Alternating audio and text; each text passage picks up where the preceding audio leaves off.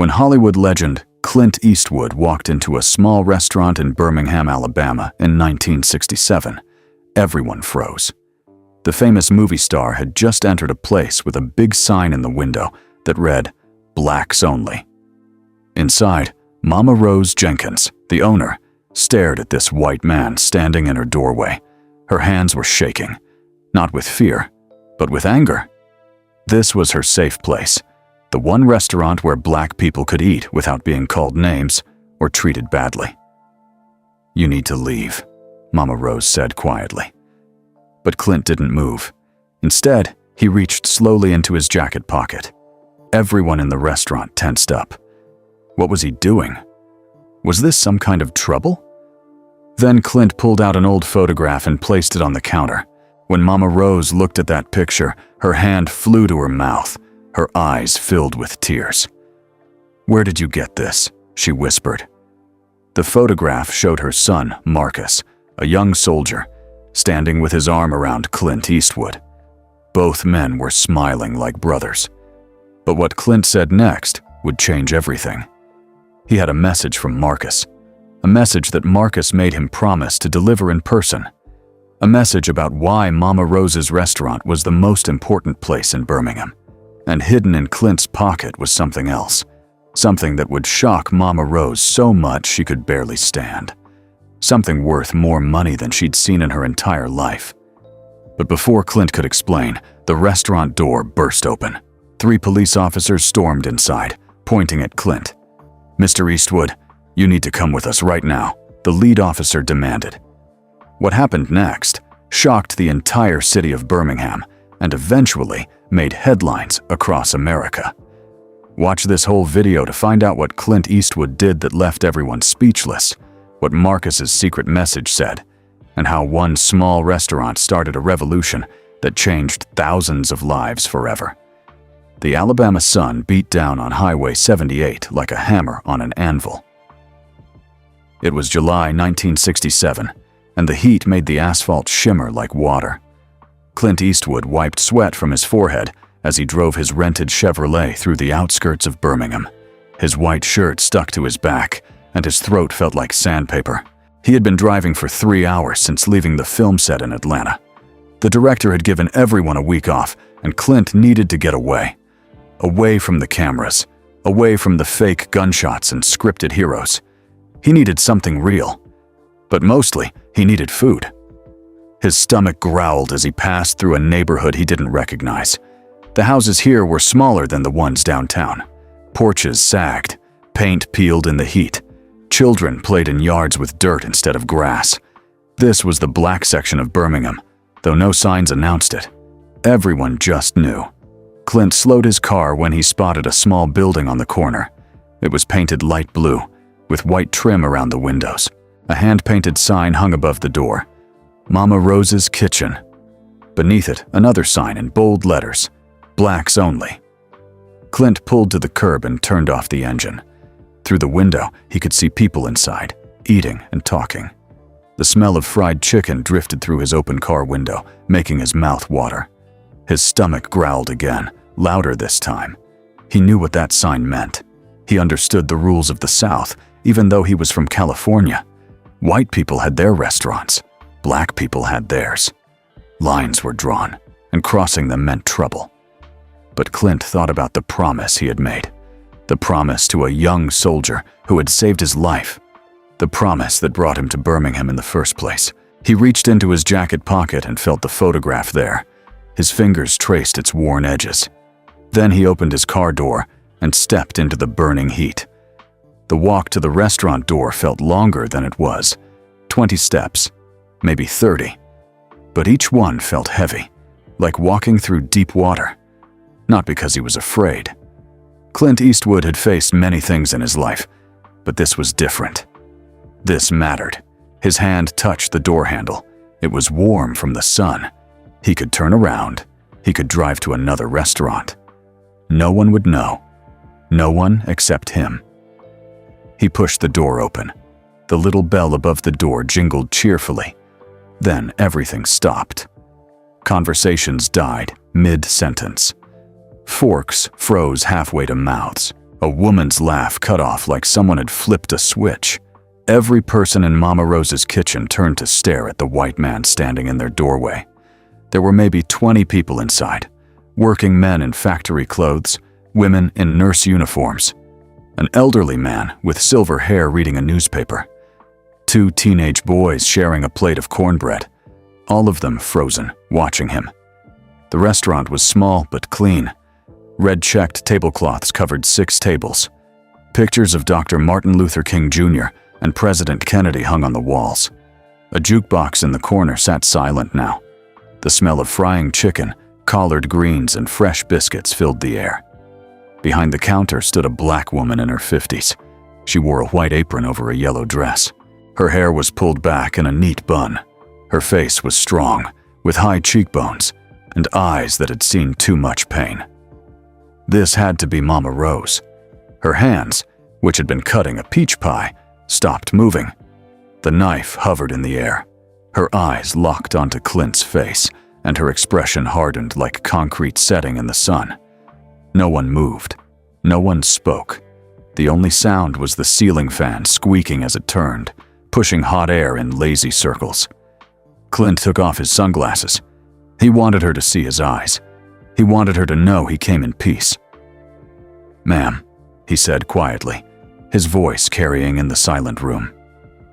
Mama Rose set down her knife with a soft click. She wiped her hands on her apron, slowly, deliberately. Then she walked around the counter toward him. Her shoes tapped against the linoleum floor.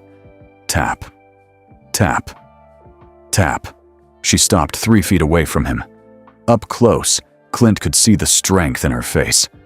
This was a woman who had fought battles every single day. A woman who had built something precious in a world that tried to tear her down. "You lost?" she asked. Her voice was quiet but hard as iron. "No, ma'am," Clint replied. "Then you can't read?" "I can read just fine." Mama Rose's jaw tightened. Her hands curled into fists at her sides, not with fear, with rage that had been building for 52 years. Behind her, a younger man stood up from his table. He was tall and strong, maybe 30 years old. "Aunt Rose," he said, "you want me to handle this?" But Mama Rose held up one hand, stopping him. Her eyes never left Clint's face. The movie star reached slowly into his jacket pocket. Everyone in the restaurant tensed. The teenage boys pushed their chairs back. The elderly man folded his newspaper, ready to use it as a weapon if needed. Even Mama Rose took half a step backward. Clint's fingers closed around something in his pocket. Something small. Something that would change everything. But before he could pull it out, Mama Rose spoke again. "I don't care who you are," she said, her voice shaking now, not with fear, but with emotion held back too long. "I don't care if you're a movie star or the president himself. This is our place. The only place in this whole city where we can eat without someone spitting in our food or calling us names or making us feel small." Her eyes filled with tears, but she didn't let them fall. "So whatever you got in that pocket, whatever reason you think you have for being here, it don't matter. You need to leave. Right now." Clint stood perfectly still. His hand remained in his pocket, touching the photograph that had traveled 3,000 miles to get here. "Please," he said softly, "just give me 2 minutes. I have something for you. Something from your son." Mama Rose's face went pale. Her whole body went rigid. "What did you say?" she whispered. "Your son, Marcus. I knew him." The restaurant erupted in whispers. Mama Rose's hand flew to her mouth. Her eyes went wide with shock and pain, and something else. Hope, maybe. Or fear of hope. "How?" she managed to say. "How do you know my boy's name?" Clint slowly pulled the photograph from his pocket and held it out to her. Mama Rose stared at it. Her hands trembled as she reached for it. When her fingers touched the worn paper, a sob escaped her throat. The photograph showed 2 soldiers in uniform, arms around each other, smiling at the camera. One white, one black. Brothers in everything but blood. "Where did you get this?" Mama Rose whispered, tears now streaming down her face. And in that moment, Clint Eastwood knew that everything was about to change. Mama Rose held the photograph with shaking hands. Her tears fell onto the image, blurring the faces of the two young soldiers. She touched her son's face gently, as if he might feel it somehow, wherever he was. "Sit down, Mama Rose," the younger man said, rushing to pull out a chair. "Jerome, get her some water." But Rose didn't sit. She couldn't. Her legs felt weak, but something stronger kept her standing. She looked up at Clint Eastwood, this white stranger who had walked into her sanctuary carrying a piece of her heart. "Tell me," she said, her voice barely above a whisper. "Tell me about my Marcus." Clint glanced around the restaurant. Everyone was still watching, still silent. "Maybe we should talk in private." "No," Rose said firmly. "These people are my family. Whatever you got to say, you say it here." Clint nodded slowly. But before he could speak, Rose's knees finally gave out. Jerome and another man caught her, guiding her to the nearest chair. Someone brought water.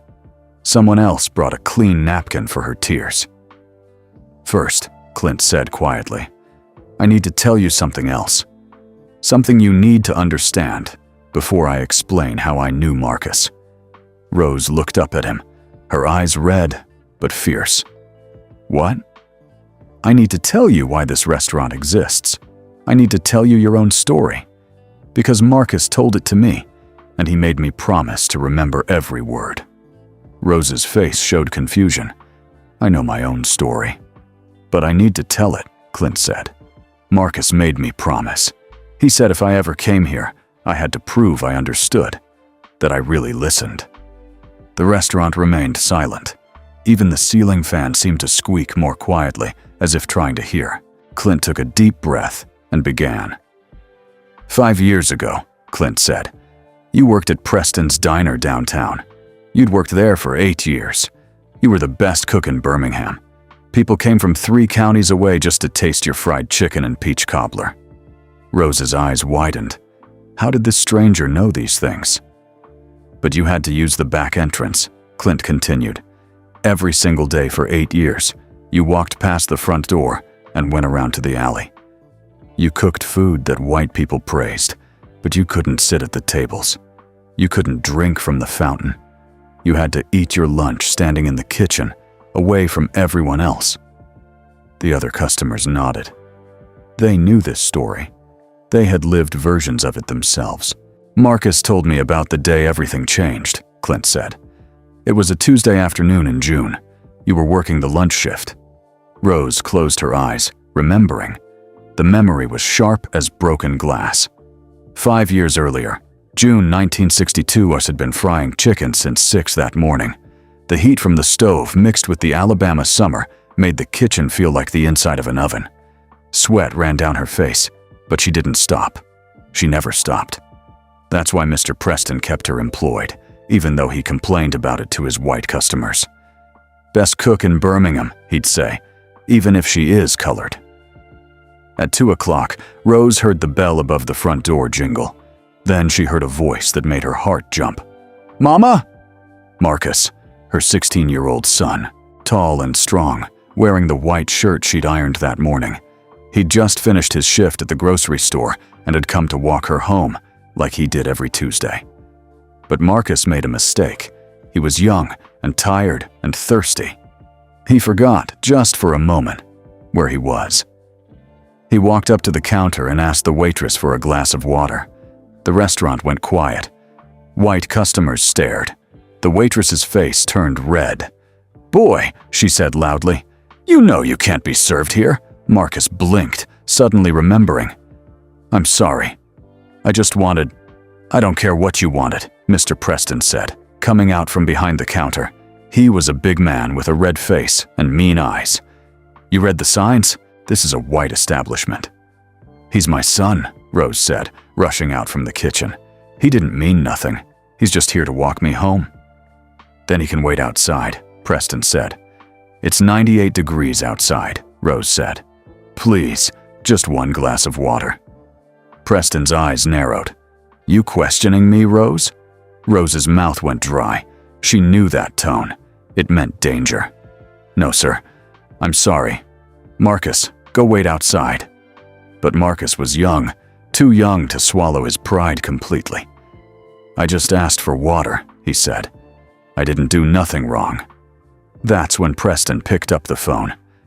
"I'm calling the police," he announced loudly, making sure every customer heard. "Got a colored boy in here causing trouble, disturbing my business." "No," Rose cried. "Please. He's leaving right now." But it was too late.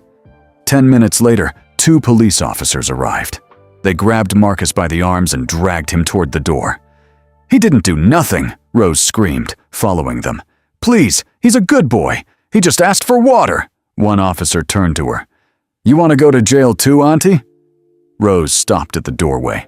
She watched them push Marcus into the police car.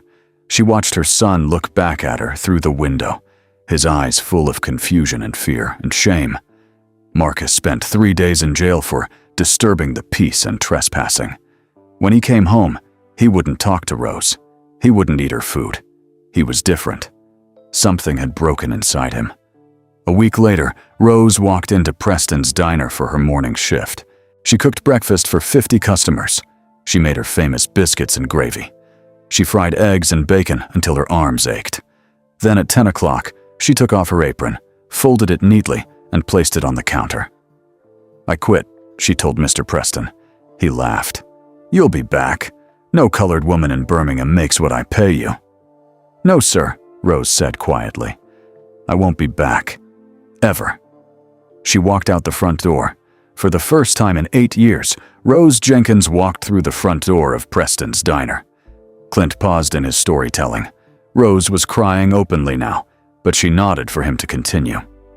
"You went home that day," Clint said, "and you pulled out a coffee can from the back of your closet. Inside was every extra dollar you'd saved for 12 years. $2,463. Rose gasped. "How do you know the exact amount?" "Because Marcus told me," Clint said simply. "He remembered. He watched you count it 3 times on the kitchen table." "I did," Rose whispered. "I counted it 3 times. You told Marcus that you were going to open your own restaurant, a place where black people could eat with their heads held high, where children could sit at tables without fear, where nobody would be called boy or auntie, or made to feel small." The customers in the restaurant murmured agreement. This was why they came here. This was what Mama Rose's kitchen meant to them. "But Marcus didn't understand," Clint continued, his voice sad now. "He was 16 and angry. He thought you were giving up. He thought you were accepting segregation instead of fighting it." Rose nodded, tears streaming down her face. "We had a terrible fight." "Marcus told me what he said to you," Clint said quietly. "He told me he said things he didn't mean. He called you a coward. He said you were hiding instead of standing up. He said you were accepting crumbs instead of demanding the whole meal." "Stop," Rose said, her voice breaking. "Please." But Clint pressed on gently. "He said those things because he was young and hurt and didn't understand yet what courage really looks like." Jerome put his hand on his aunt's shoulder. "Mama Rose, you don't have to hear this." "Yes, I do," Rose said firmly. She looked at Clint through her tears. "Keep going." 2 months later, Clint said, Marcus enlisted in the army.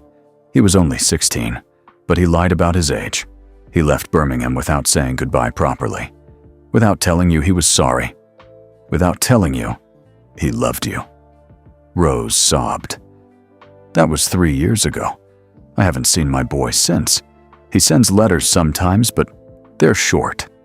He never mentions that fight. He never says," her voice trailed off.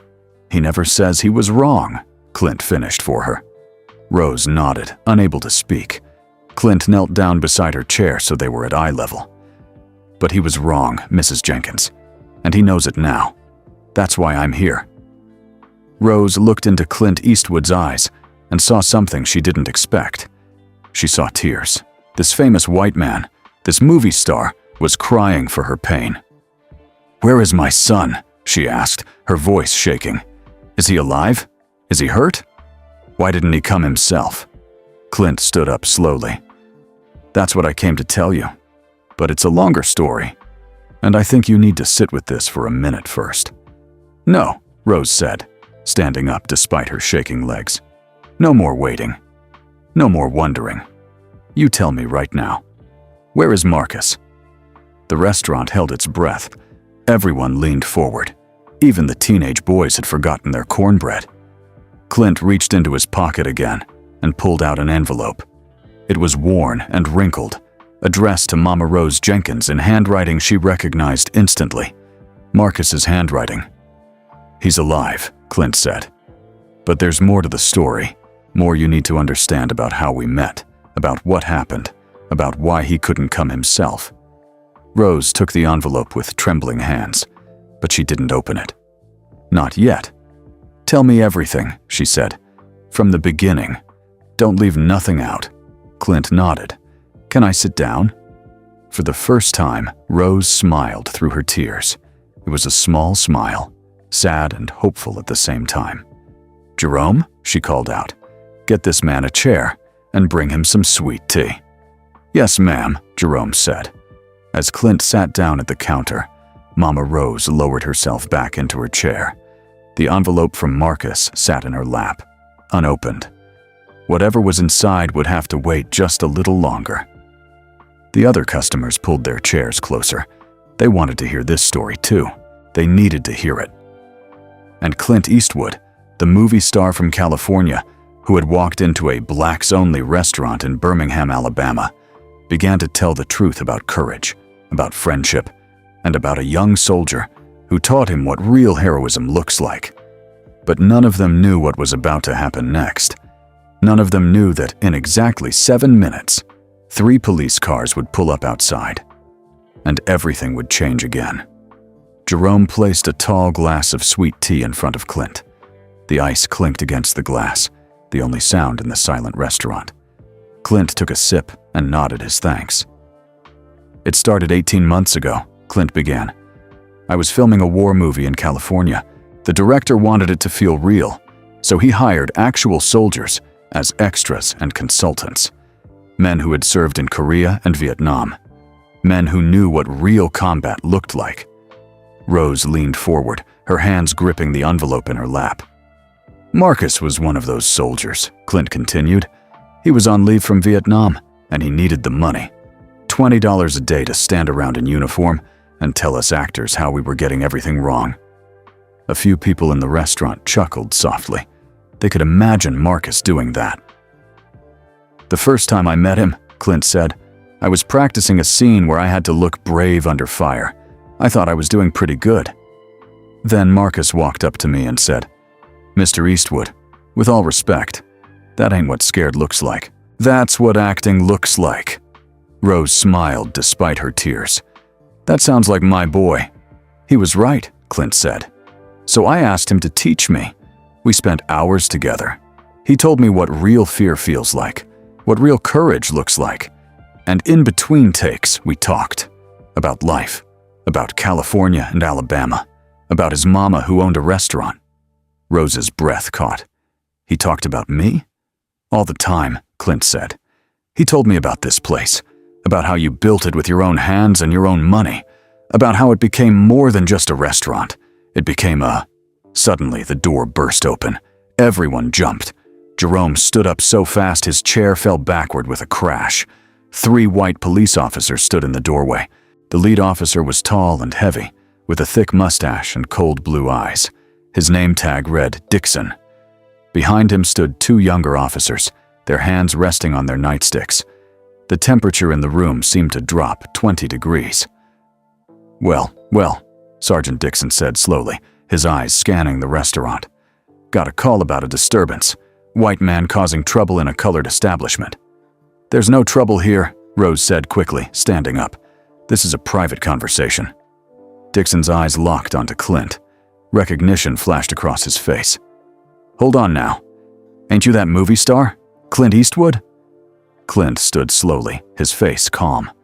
That's right, officer. Dixon's whole demeanor changed. He smiled, but it wasn't a friendly smile. It was the smile of a cat that just found a mouse. Mr. Eastwood, what are you doing in a place like this? These people bothering you? No one's bothering me, Clint said firmly. Then why are you here? Dixon asked, his voice suddenly sharp. You trying to make some kind of point? Some Hollywood statement about integration? I'm here to deliver a message, Clint said. A personal message. Nothing political. Dixon walked further into the restaurant. His boots clicked loudly on the linoleum floor. The two younger officers followed, their eyes scanning the room like they expected trouble. A message, Dixon repeated, in a blacks-only establishment. You know that sign out there works both ways, don't you? It means white folks ain't supposed to be in here either. The sign says who's welcome, Rose said, her voice stronger now. It don't say who ain't allowed. Dixon turned to her, his eyes hard. You getting smart with me, Rose? The use of her first name, without the Mrs. or ma'am, was deliberate. It was meant to remind her of her place. Jerome stepped forward, his fists clenched. Don't talk to my aunt like that. Jerome, no, Rose said quickly, grabbing his arm. Dixon smiled at Jerome. You want to spend some time in jail, boy? Just like your cousin Marcus did. The mention of Marcus's name hit Rose like a physical blow. Her face went pale. You leave Marcus out of this, she said, her voice shaking. Marcus Jenkins, Dixon said, looking at Clint now. That who you're here about? That troublemaker who got himself arrested at Preston's diner 3 years back? He asked for a glass of water, Rose said, anger replacing fear in her voice. That ain't being a troublemaker. He was trespassing, Dixon said, disturbing the peace. Lucky we only kept him 3 days. The tension in the room was thick as smoke. The other customers sat frozen, afraid to move. They all knew what happened when black people argued with white police officers in Birmingham. They knew the stories. They'd lived them. Dorothy, the young nurse, stood up slowly. Officer Dixon, please. There's no trouble here. Can't you just… Sit down, girl, Dixon snapped, unless you want trouble too. That's when something shifted in Clint Eastwood's face. His jaw tightened. His eyes went cold. People who'd seen his movies recognized that look. It was the look right before the hero decided he'd had enough. Officer, Clint said, his voice quiet but hard as iron. I'm asking you politely to leave. This is a private establishment, and these people have done nothing wrong. Dixon laughed. It was a cruel sound. Private establishment. This is a colored restaurant in Birmingham, Alabama. Ain't nothing private about it. We can walk in here anytime we want. Why? Clint asked. The question caught Dixon off guard. What? Why can you walk in here anytime you want? Clint asked. But Mrs. Jenkins and her customers can't walk into any restaurant they want. What makes you special? Dixon's face turned red. You watch your mouth, movie star. I don't care how famous you are. Down here we got rules. I'm not breaking any rules, Clint said. I'm sitting in a restaurant having a conversation. That's all. You're in a colored establishment, Dixon said. That's the rule you're breaking. Whose rule? Clint asked. Show me the law that says I can't be here. Dixon's hand moved to his nightstick. The two younger officers tensed, ready for action. Mr. Washington, the elderly man with silver hair, stood up slowly. His bones creaked, but his voice was steady. Officer Dixon, I fought in World War II. I fought for this country. I killed Nazis in France. And you know what those Nazis believed? They believed some people were better than others. They believed some people didn't deserve to exist. Sit down, old man, Dixon said. But Mr. Washington didn't sit. I came home from that war, and you know what happened? I couldn't vote, couldn't eat in most restaurants, couldn't use the same bathroom as white folks. I fought Nazis overseas, but I came home to this. This ain't about the war, Dixon said. Yes, it is, Mr. Washington said. It's about the same thing. It's about people thinking they're better than other people. And I'm tired of it. We're all tired of it. One by one, the other customers stood up. Dorothy stood. The two teenage boys stood. The factory workers stood. Even Jerome, despite his aunt's grip on his arm, stood tall.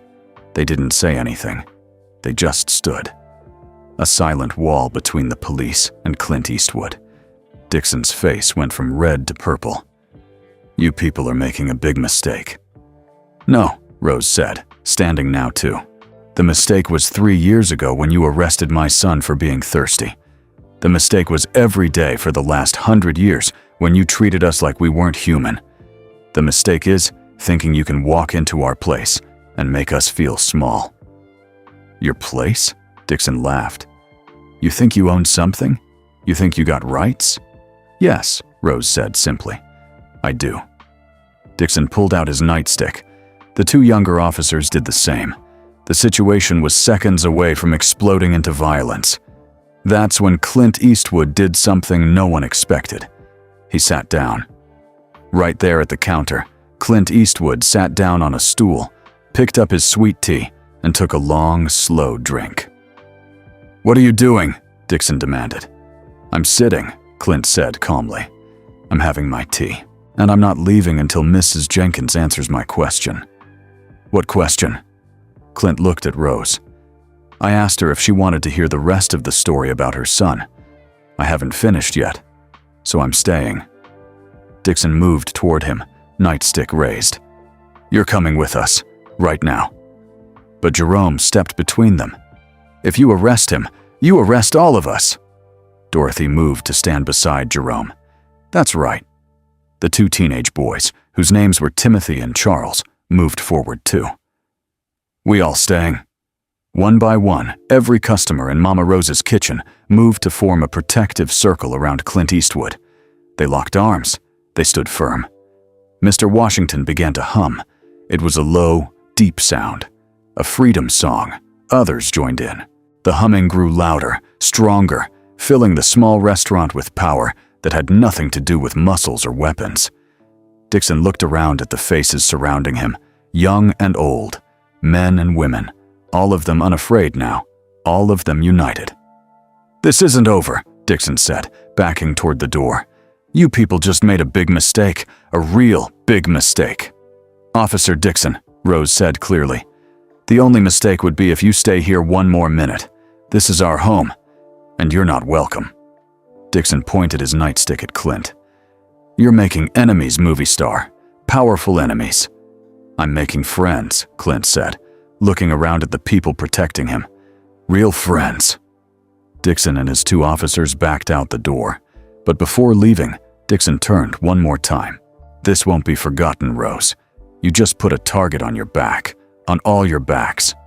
Then they were gone. The door swung shut. The bell jingled cheerfully, as if nothing had happened. For a moment, no one moved. No one spoke. They just stood there, breathing hard, realizing what they'd just done. Then Mr. Washington started laughing. It was a deep, joyful sound. "We did it," he said. "Lord, have mercy, we actually did it." Timothy, one of the teenage boys, was shaking. "We just stood up to the police." "Yes, we did," Rose said, her voice filled with pride and fear in equal measure. "Yes, we did." Jerome looked at his aunt. "They gonna come back, Aunt Rose? You know they will." "I know," Rose said, "but not today. Today we stood up." She turned to Clint, who was still sitting at the counter, still holding his glass of sweet tea. His hands were shaking slightly, but his face was calm. "Thank you," Rose said quietly. "For what?" Clint asked. "For staying," Rose said.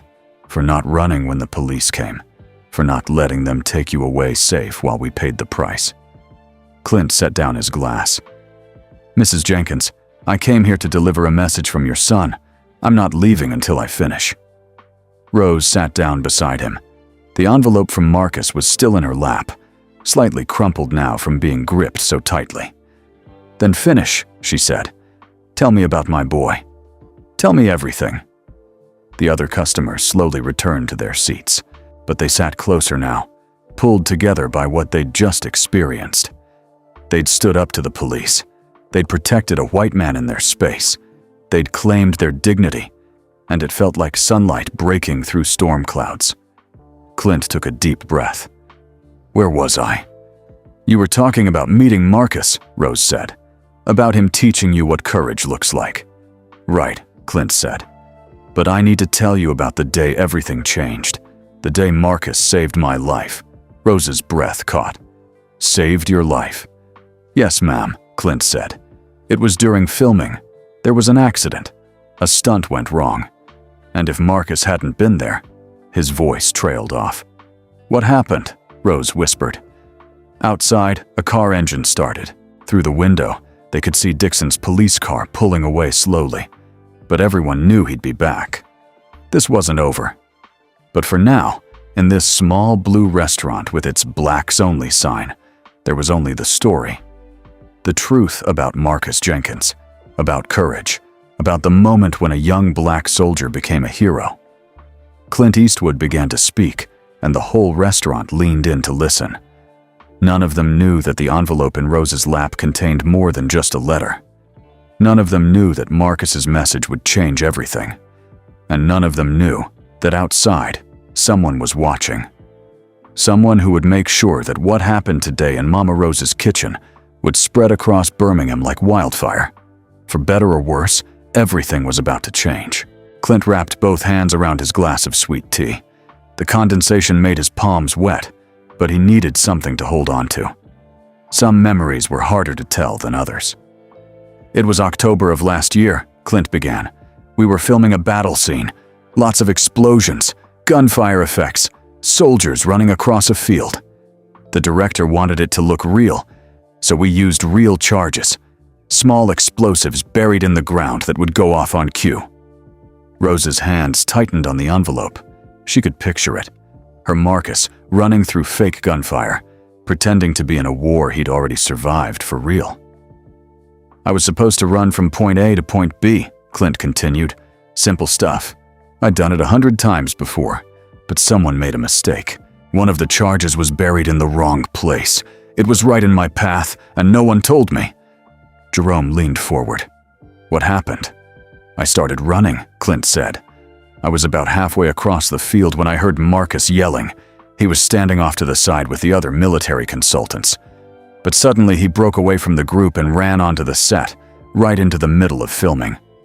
"Why?" Dorothy asked. "Because he saw something no one else did," Clint said. He'd been in real combat.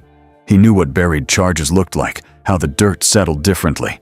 He saw the danger, and he didn't hesitate. Clint's voice grew thick with emotion. "He tackled me, knocked me sideways just as I was about to step on that charge.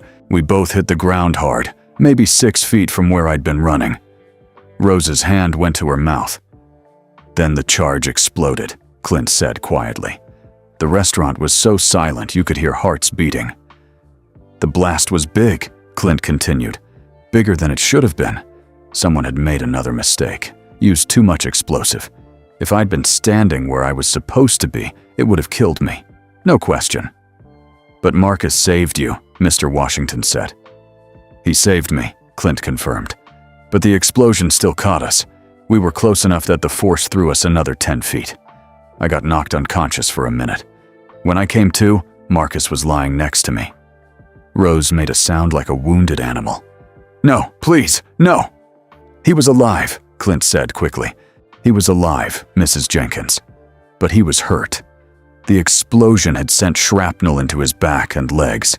There was blood everywhere." Tears streamed down Rose's face. Jerome put his arm around her shoulders. "They got us both to the hospital," Clint said. "I had a concussion and some cuts. But Marcus, he needed surgery. 3 surgeries, actually. To remove all the shrapnel and repair the damage." "Where is he now?" Rose asked, her voice breaking. "Is he okay? Why didn't he come home?" Clint reached across the counter and gently touched her hand. "He's at a military hospital in San Diego. He's going to be okay. But his recovery is taking time. He can't travel yet. The doctors say maybe another 2 months before he's strong enough." Rose sobbed openly now. 2 months? My baby's been hurt for a year and I didn't know? "He made me promise not to tell you," Clint said. "He didn't want you to worry. He didn't want you to see him weak. But Mrs. Jenkins, you need to understand something important." Rose looked up at him through her tears. "Marcus is a hero," Clint said firmly. "Not just to me, but to everyone on that film set. He saved my life without thinking about his own. The Army gave him a commendation for bravery. The film studio wanted to give him money, but he refused it. He said he was just doing what any decent person would do. "That's my boy," Rose whispered, pride mixing with her pain. "But here's the thing," Clint said. "During those weeks in the hospital, I visited Marcus every day. At first, he didn't want to see me. He felt ashamed, like he'd failed somehow because he got hurt. But I kept coming back, and eventually, we started talking. Really talking." Clint paused to take a drink of tea. His throat was dry from talking, but also from the emotion of remembering. "Marcus told me about his life," Clint continued, "about growing up in Birmingham, about the arrest at Preston's diner, about the fight he had with you before he enlisted. He told me everything." Rose closed her eyes. "He told a stranger things he never told me." "Sometimes it's easier to tell strangers," Clint said gently. "Sometimes we need to say things out loud to someone who won't judge us, so we can figure out what we really feel." Dorothy nodded from her table. She understood that. They all did. "One night," Clint said, "Marcus was in a lot of pain. The morphine wasn't working right, and he couldn't sleep. I sat with him, and he started talking about you, about this restaurant, and he started crying." Rose's breath hitched. "He said he'd been wrong," Clint continued. "He said he'd spent 3 years being angry at you for opening this place, for accepting segregation, for not fighting back. But lying in that hospital bed, he finally understood." "Understood what?" Rose asked. "He understood that you were fighting," Clint said, "just in a different way. He realized that opening this restaurant wasn't giving up.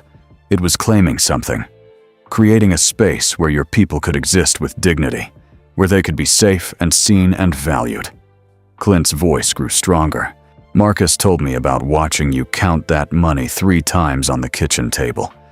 He said he remembered thinking you were counting it because you were scared, because you weren't sure.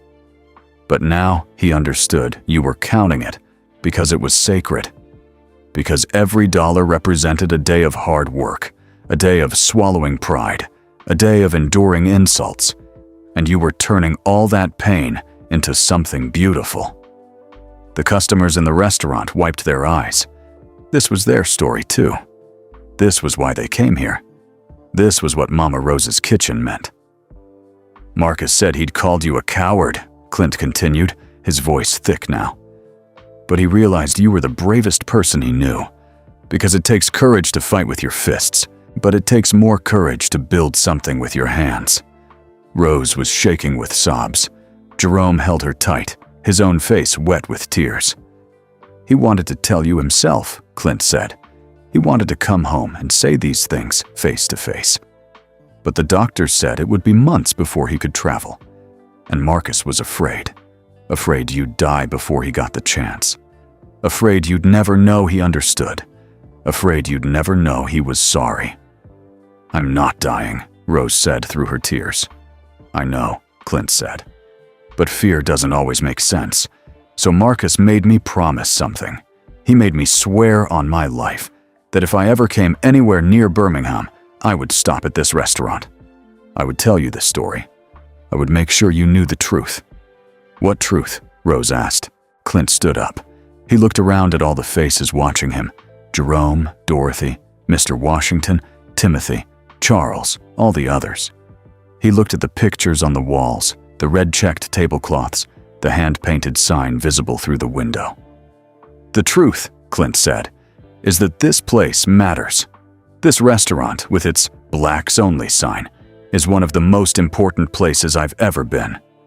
Not because it keeps people out, but because it lets people in.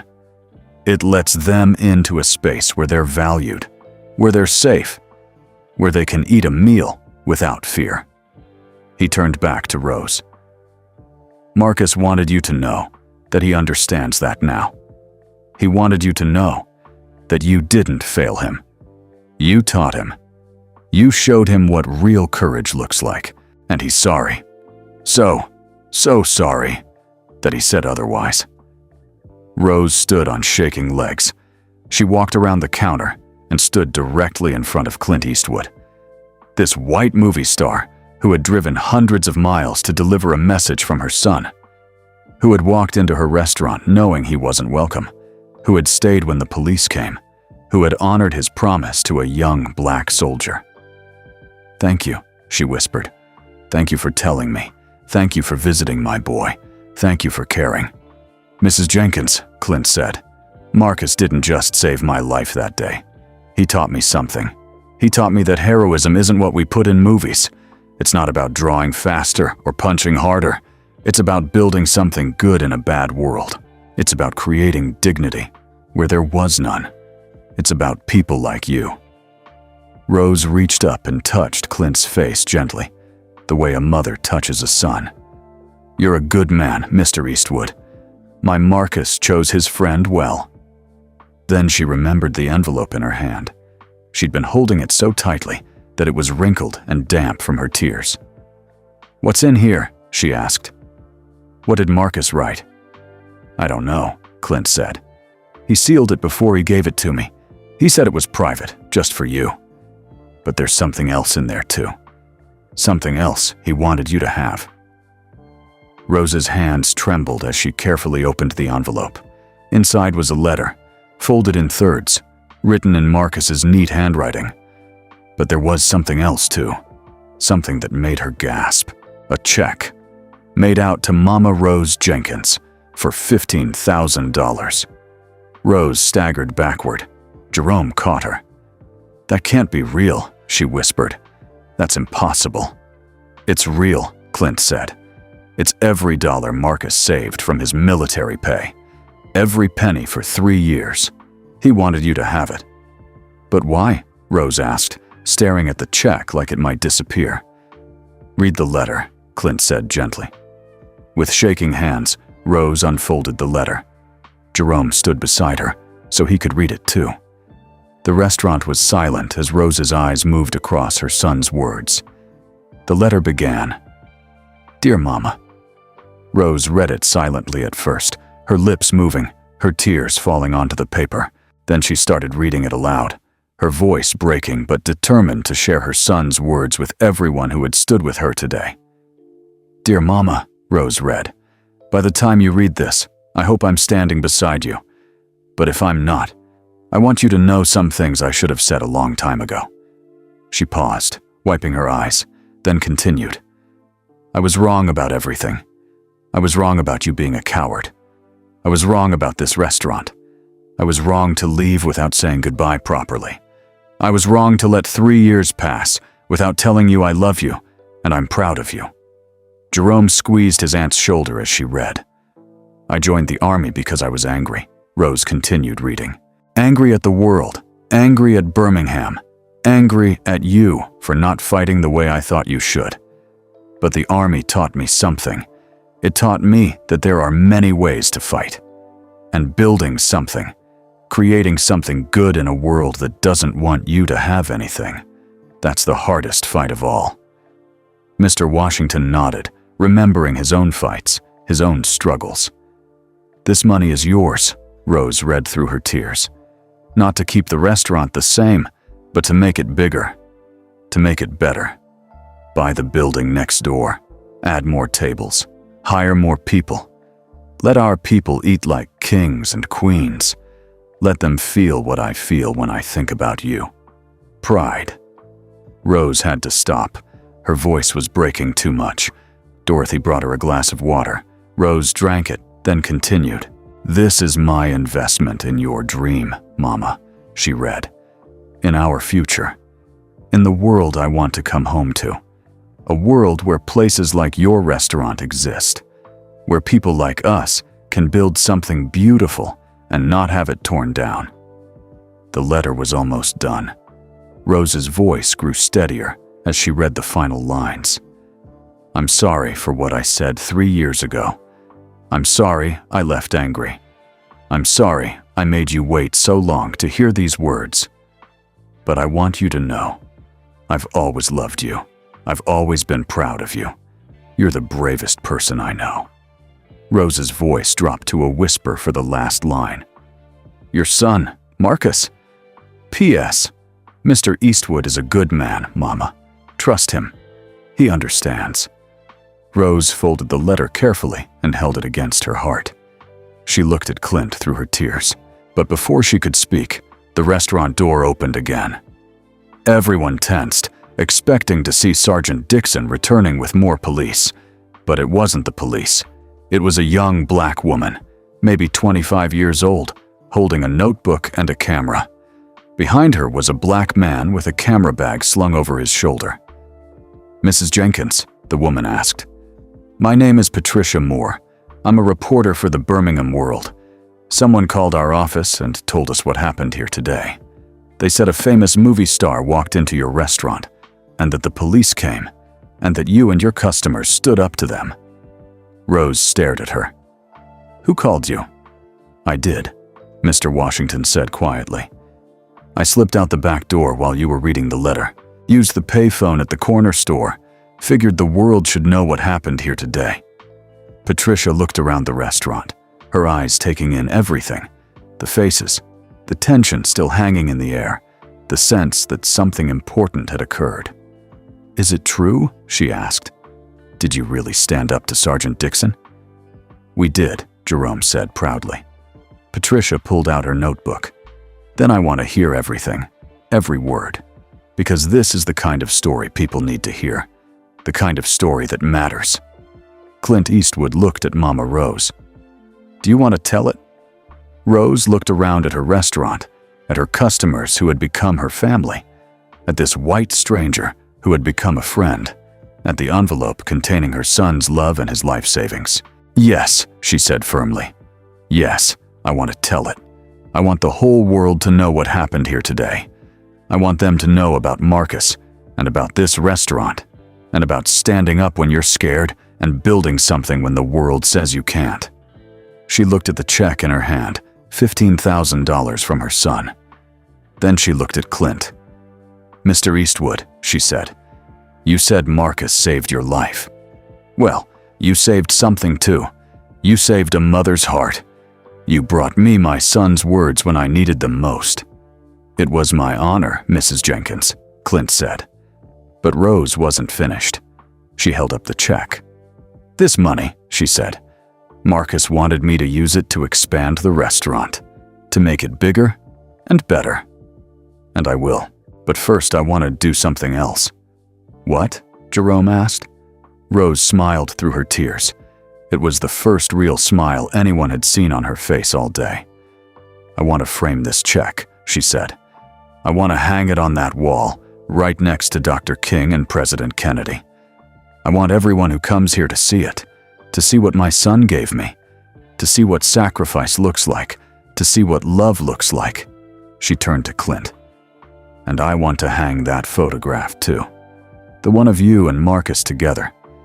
I want people to see that friendship can cross any line, that courage comes in all colors." Clint's eyes filled with tears. He nodded, unable to speak. Patricia was writing furiously in her notebook. Her photographer was already taking pictures of Rose, of the letter, of Clint, of the customers standing together.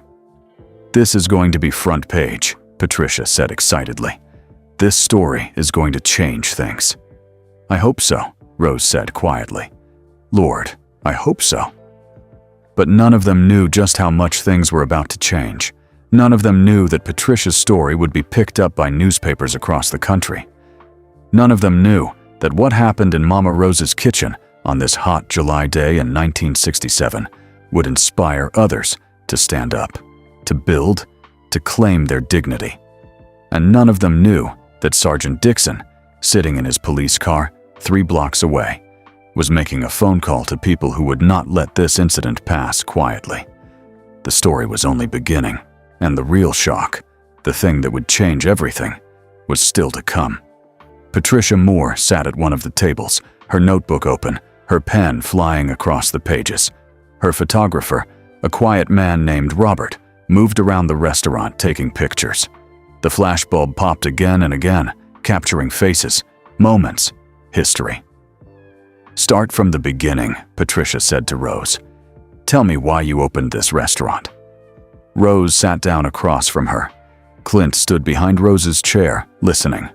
The other customers gathered close, adding their voices when Rose paused to collect her thoughts. "I opened it because I was tired," Rose began. Tired of being treated like I was less than human.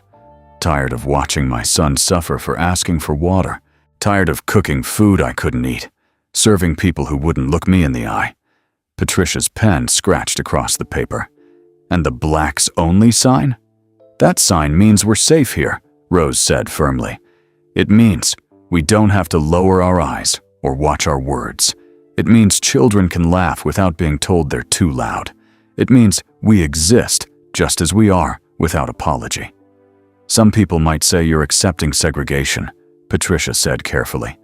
That you're choosing separation instead of fighting for integration. Jerome bristled. That's not... But Rose held up her hand, stopping him. She looked Patricia in the eye. I'm not accepting anything, Rose said. I'm claiming something. There's a difference. When white people tell me I can't sit at their lunch counter, that's them taking something away from me.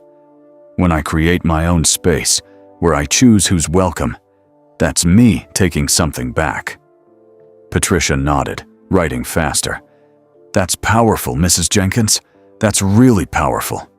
You want to know what's really powerful? Mr. Washington said, stepping forward. What happened when the police came? That's what people need to hear about. Tell me, Patricia said, flipping to a new page. And so they told her.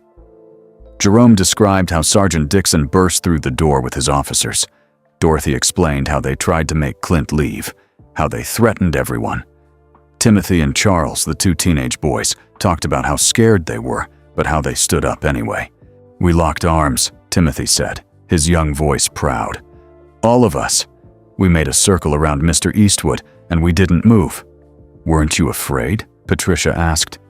Terrified, Charles admitted. My hands were shaking so bad. But Mr. Washington stood up first, and then we all did. Couldn't let an old man be braver than us. Mr. Washington laughed. Old man? I'll show you, old boy. The restaurant filled with nervous laughter. It was the kind of laughter that comes after danger has passed, when people realize they survived something frightening. Patricia turned to Clint. Mr. Eastwood, why didn't you just leave when the police came? You could have avoided all this trouble. Clint was quiet for a moment. He looked around at the faces watching him. These people who had protected him, a stranger, at great risk to themselves. Because, Clint said slowly, I made a promise to a friend. And these people were honoring that promise with me. How could I leave them to face the consequences alone? But you're white, Patricia said. It wasn't an accusation, just a fact. You could have walked out that door and been safe. Safety isn't worth much if you buy it with cowardice, Clint said. Marcus taught me that. He could have stayed safe on the sidelines when that explosive was about to go off, but he didn't. He ran toward danger to save someone else. That's the kind of man he is. That's the kind of people these are. He gestured around the restaurant. Every person in this room stood up to the police. They didn't know me. They didn't owe me anything. But they stood up anyway because it was right. Because they're tired of being pushed around. Because they're brave. Patricia was writing so fast her hand cramped. This was the story. This was what people needed to read. Mrs. Jenkins, Patricia said, may I see the letter from your son and the photograph? Rose hesitated. The letter felt private, sacred. But then she thought about Marcus, lying in a hospital bed in California, wanting his mother to know the truth. Maybe other mothers needed to know the truth too. Maybe other sons needed to read these words. Yes, Rose said, handing over the letter carefully. But be gentle with it. It's all I have of him right now. Patricia read the letter silently, tears forming in her eyes. When she finished, she looked up at Rose with new understanding. This is beautiful, Patricia said. May I quote from it? People need to read this. They need to understand what it means to build something, to create dignity where there was none. You can quote it, Rose said. Marcus wanted people to understand. That's why he sent Mr. Eastwood here. Robert, the photographer, was taking pictures of the letter and the photograph of Marcus and Clint together. Each flash of his camera felt like a small explosion, capturing light in darkness. Suddenly, the door opened again. This time, everyone jumped. Jerome grabbed a broom handle. Timothy and Charles moved in front of the women. Even Clint tensed, ready for whatever came next. But it wasn't the police. It was more people. Black people from the neighborhood pouring through the door. Word had spread about what happened. Mr. Washington's phone call to the newspaper hadn't been the only call made. "We heard what you did," a woman said. She was middle-aged, wearing a factory uniform. "We heard you stood up to Dixon." "Is it true?" a man asked. He was young, maybe 20, with anger in his eyes. "Did you really make them leave?" "We did," Jerome said proudly. The restaurant erupted in cheers. People clapped and hugged each other. More kept coming through the door until the small space was packed wall to wall. "We want to help," the factory woman said. "Dixon's gonna come back. You know he will, and he won't come alone next time. But neither will you. We'll stand with you." Rose's eyes filled with new tears. "You don't have to do that. This is my fight." "No, ma'am," the young angry man said. "It's our fight. It's always been our fight. You just showed us we can win it." Patricia was taking notes on everything, her notebook pages filling with quotes and observations. This wasn't just a story about a restaurant anymore. This was a story about a community finding its courage. But then the door opened. One more time. Everyone turned, expecting more supporters. Instead, they saw a white man in an expensive suit. He was thin and tall, with silver hair and cold eyes. Behind him stood 3 more white men, all dressed in suits, all looking dangerous despite their polished appearance. The restaurant went silent. "Who are you?" Rose asked, her voice steady despite her fear. "My name is Howard Preston," the man said. "I own Preston's Diner downtown. I believe you used to work for me, Rose." The name hit Rose like a slap. This was the man who had called the police on Marcus 3 years ago. The man whose restaurant she'd walked away from. The man who represented everything wrong with Birmingham. "What do you want?" Rose asked. Preston smiled, but it was a cruel smile. "I heard about your little incident with the police today. Heard you disrespected Sergeant Dixon. Heard you're harboring some Hollywood agitator who's trying to stir up trouble." "He's not an agitator," Jerome said angrily. "He's our guest." "Your guest?" Preston laughed. "You people don't get to have white guests. That's not how it works." Clint stepped forward. "Mr. Preston, I don't know you, but I can tell you're looking for trouble. I suggest you leave." Preston's eyes narrowed. "I know who you are, movie star. I've seen your westerns. You play the hero, always riding in to save the day. But this isn't a movie. This is Birmingham. And down here, we have rules." "Rules like calling the police on a 16-year-old boy for asking for water?" Rose asked, her voice shaking with anger. "Rules like treating human beings like they're worth less than dogs?" Preston's face turned red. "You watch your mouth, Rose. I made you what you are. I taught you how to cook. You'd be nothing without me." "No," Rose said, standing up straight and tall. "I was always something. You just couldn't see it. And I didn't learn to cook from you. I learned from my grandmother, and she learned from her mother. I brought that knowledge to your restaurant, and you paid me pennies for it. You made yourself rich off my work, and then you treated my son like a criminal." The crowd behind Rose murmured agreement. More people had packed into the restaurant. The small space was hot and crowded, but no one left. Preston looked around at all the faces watching him. He was outnumbered, but he didn't seem worried. That's what made him dangerous. "I came here to give you a warning," Preston said. "You think standing up to one police officer makes you brave? You think one newspaper article will change anything?" "I have friends, Rose. Important friends. Friends who don't like uppity-colored people thinking they can do whatever they want." "We're not doing whatever we want," Rose said. "We're just existing. We're just trying to live with dignity." "Dignity?" Preston spat the word like it was poison. "You want dignity? Then maybe you should think about what happens when the health inspector decides to visit your little restaurant. Or when the bank decides your loan is too risky. Or when your suppliers suddenly can't deliver food anymore. Or when—" "That's enough," Clint said, his voice hard as stone. He stepped between Preston and Rose. "You're threatening these people. I heard it. Everyone here heard it. And Miss Moore over there is a reporter. She's writing down every word you say." Preston glanced at Patricia, noticing her for the first time. His eyes widened slightly, but then his cruel smile returned. "Birmingham World," he said, reading the press badge on Patricia's shirt. "That's a colored newspaper. Nobody who matters reads that." "People who matter are the ones reading it," Patricia said calmly, still writing. "And this story is going to run tomorrow. Front page.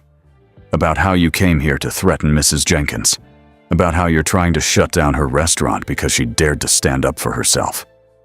Preston's smile faded. "You print that story, girl, and you'll regret it." "Is that another threat, Mr. Preston?" Patricia asked, her pen poised over her notebook. "Should I write that down too?" The men behind Preston shifted uncomfortably. They'd come here expecting to intimidate a frightened woman. Instead, they'd walked into a room full of witnesses and a reporter. Preston pointed his finger at Rose. "This isn't over. You made a mistake today. A big mistake." "No," Rose said quietly. "The mistake was 3 years ago when I stayed silent. The mistake was every day I lowered my eyes and accepted being treated as less. Today, I stopped making mistakes." Preston turned to leave, but Clint stepped in front of him. "Mr. Preston," Clint said, "I want you to understand something. I'm going to be watching what happens to this restaurant. I'm going to make phone calls. I'm going to tell people about this place and what it means. And if anything happens to Mrs. Jenkins or her restaurant, anything at all, I'm going to make sure everyone knows who was behind it." "You threatening me, movie star?" Preston asked. "No," Clint said. "I'm making a promise, just like I made a promise to Marcus Jenkins. And I keep my promises." Preston stared at Clint for a long moment. Then he looked around at all the faces watching him. Angry faces, determined faces, unafraid faces. He was used to frightening black people in Birmingham, but something had changed. He could feel it in the air. "You're all fools," Preston muttered. Then he and his men pushed through the crowd and out the door. For a moment, no one moved. Then someone started clapping. It was Mr. Washington. The clapping spread through the restaurant, growing louder and louder until it was like thunder. Rose turned to Clint, and he saw something in her eyes he hadn't seen before. Not gratitude, not relief, but something bigger. Recognition. Understanding. The knowledge that they were part of something important, something that would echo beyond this day. "Thank you," Rose said to everyone. "Thank you for standing with me, for standing with us." "We're not going anywhere, Mama Rose," Jerome said. "Whatever comes next, we face it together." The crowd cheered again. Patricia was still writing, her notebook almost full. Robert's camera flashed, capturing the moment. All these people, black and white, standing together in a small restaurant with a "Blacks Only" sign. But outside, in a black car parked down the street, Sergeant Dixon sat with Howard Preston. They were making plans. Plans that would test everyone in that restaurant. Plans that would force them to decide how much they were willing to sacrifice for dignity. "They think they won," Preston said. "Let them think it," Dixon replied. "For now." They didn't know that inside the restaurant, something unstoppable had begun.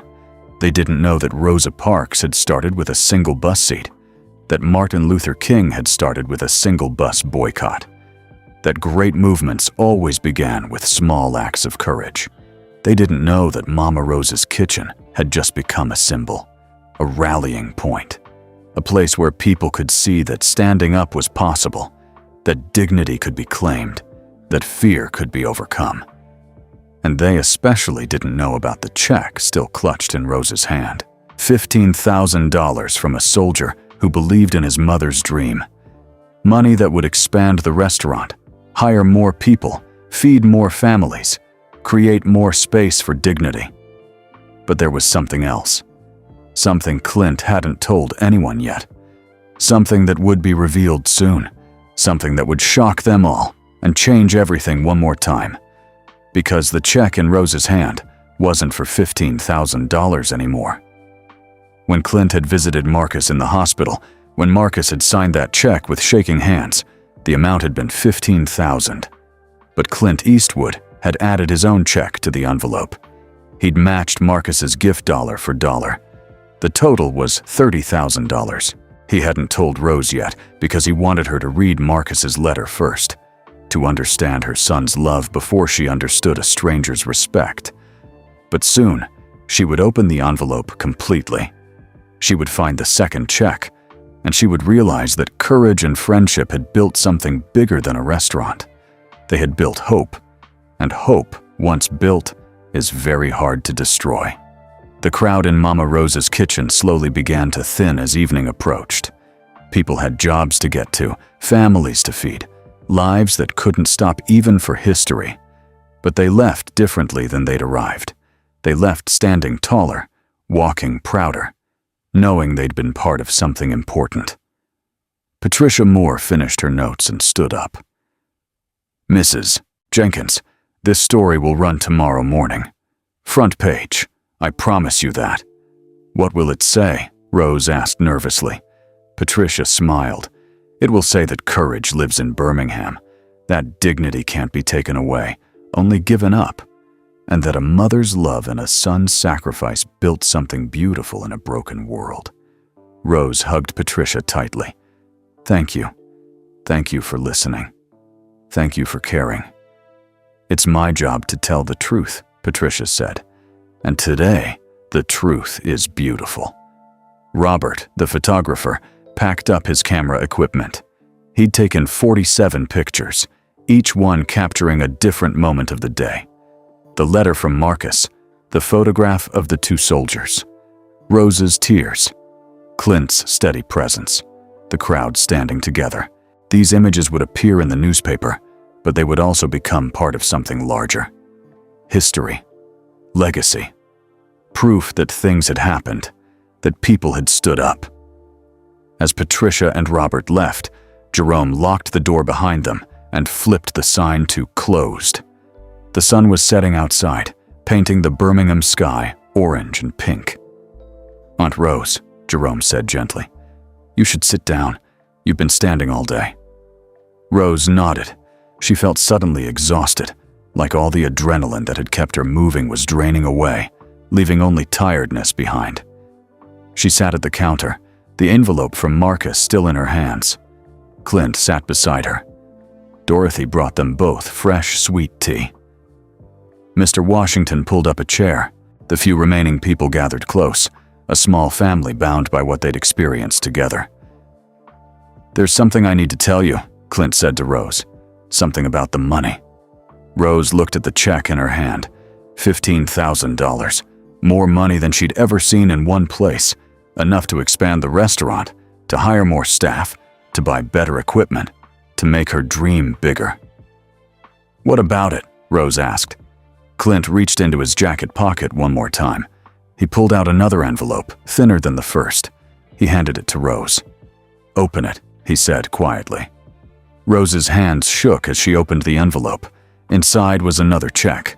This one was made out from Clint Eastwood to Mama Rose Jenkins for $15,000. Rose stared at it. Her mouth opened, but no words came out. She looked at the check, then at Clint, then back at the check.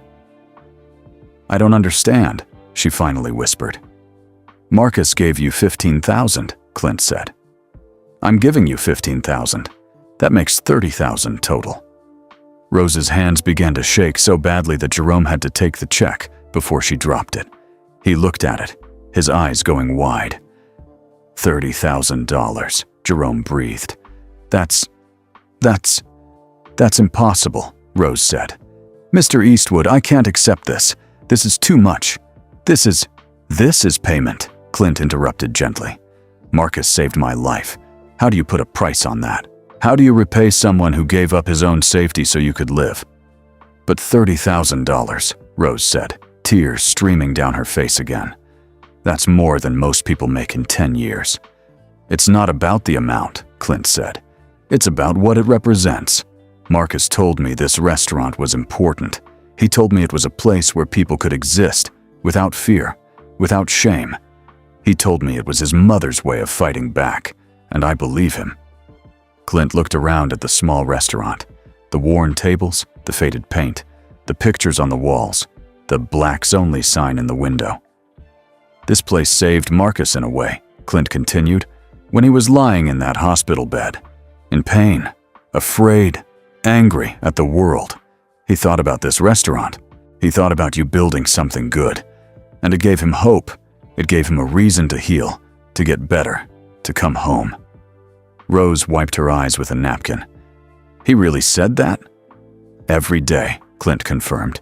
He'd talk about your fried chicken, your peach cobbler, the way the restaurant smelled in the morning, the sound of people laughing.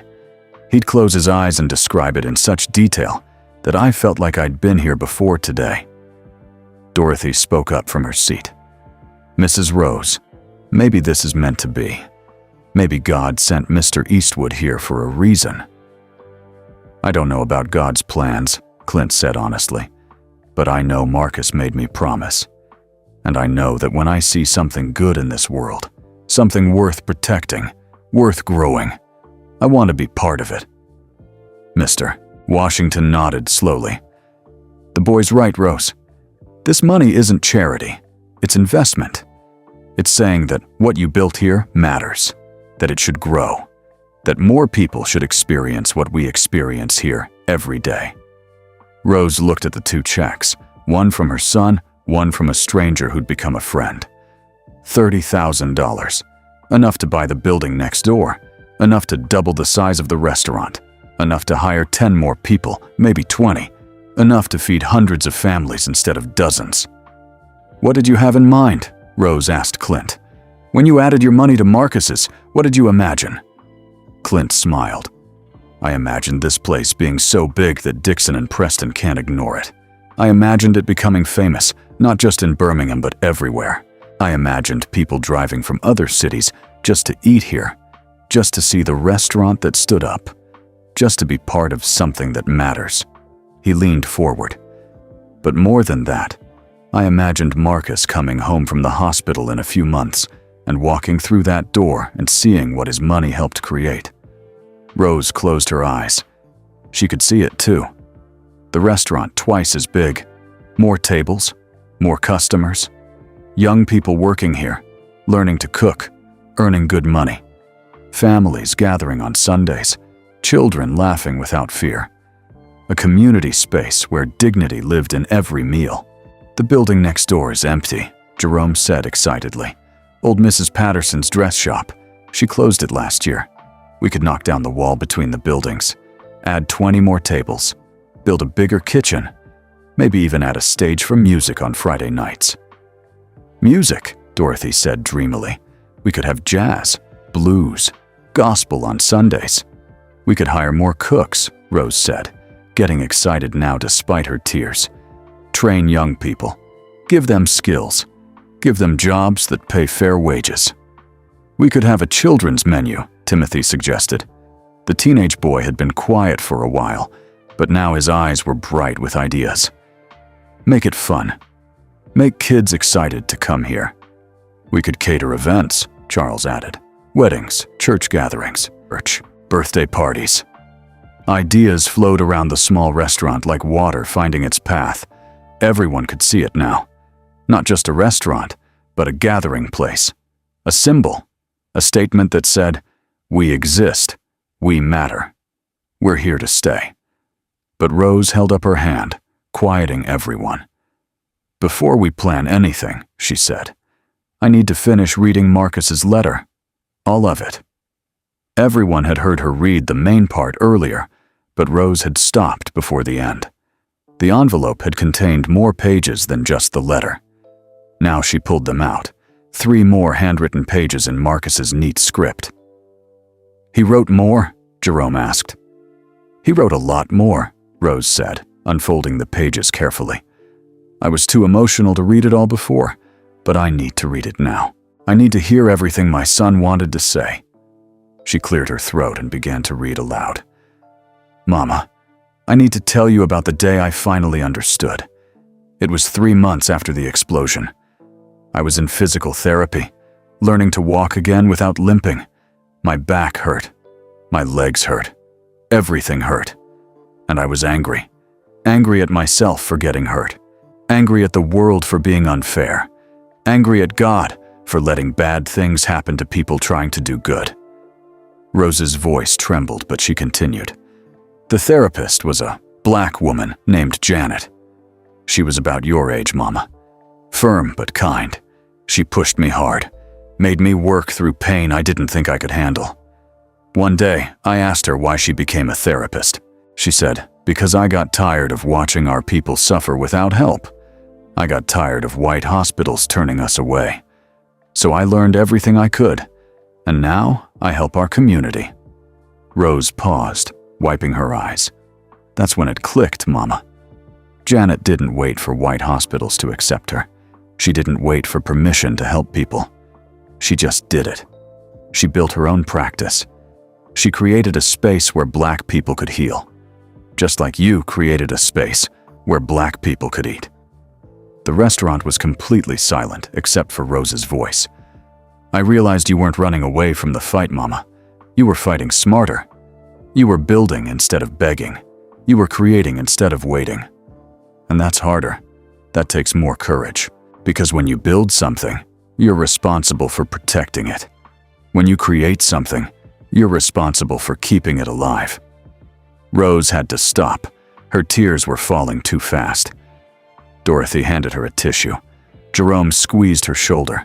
Mr. Washington bowed his head. After a moment, Rose continued. So here's what I want you to do with this money, Mama. I want you to expand the restaurant, make it bigger, make it better. But I also want you to do something else. I want you to train young people. Hire them. Teach them to cook like you taught me to stand up. Give them skills they can use anywhere. Give them dignity that comes from honest work. Rose's voice grew stronger as she read her son's vision. And Mama, I want you to change the name. Not completely, but add something. Call it Mama Rose's Kitchen and Training Center. Make it a place where people don't just eat. Make it a place where they learn, where they grow, where they become more than they thought they could be. Jerome gasped. A training center? That's brilliant. There's more, Rose said, reading faster now. I know you'll be scared, Mama. I know Preston and Dixon and all the others will try to stop you. They'll threaten you. They'll try to shut you down. They'll use every trick they know. But you're stronger than them. You've always been stronger. And now you won't be alone.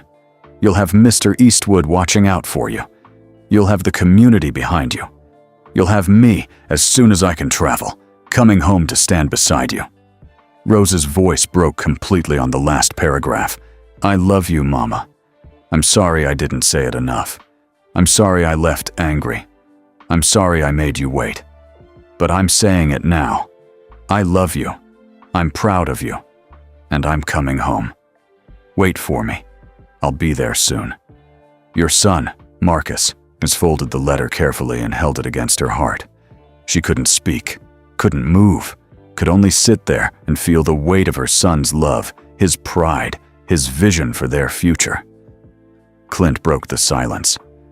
He dictated most of that to me. His hands were shaking too much to write that much himself. But every word is his, every idea is his. I just held the pen. He wants a training center, Jerome said, his voice full of wonder. Not just a restaurant, a place where people learn. We can do that, Dorothy said. We can teach cooking, but also business, math, reading, skills people need. We can be more than a restaurant, Mr. Washington agreed. We can be hope. Real, practical hope. Rose finally spoke. Her voice was quiet but firm. Then that's what we'll do. We'll take this money, Marcus's and Mr. Eastwood's, and we'll build something that lasts, something that matters, something that changes lives. She stood up, still holding the letter. She walked to the wall where pictures of Dr. King and President Kennedy hung. She looked at those faces, those men who'd fought for change in their own ways. "We'll hang Marcus's letter here too," Rose said, "right between these two great men. Because my son is great too. He saw something worth building, and he gave everything he had to make it real." She turned to face everyone.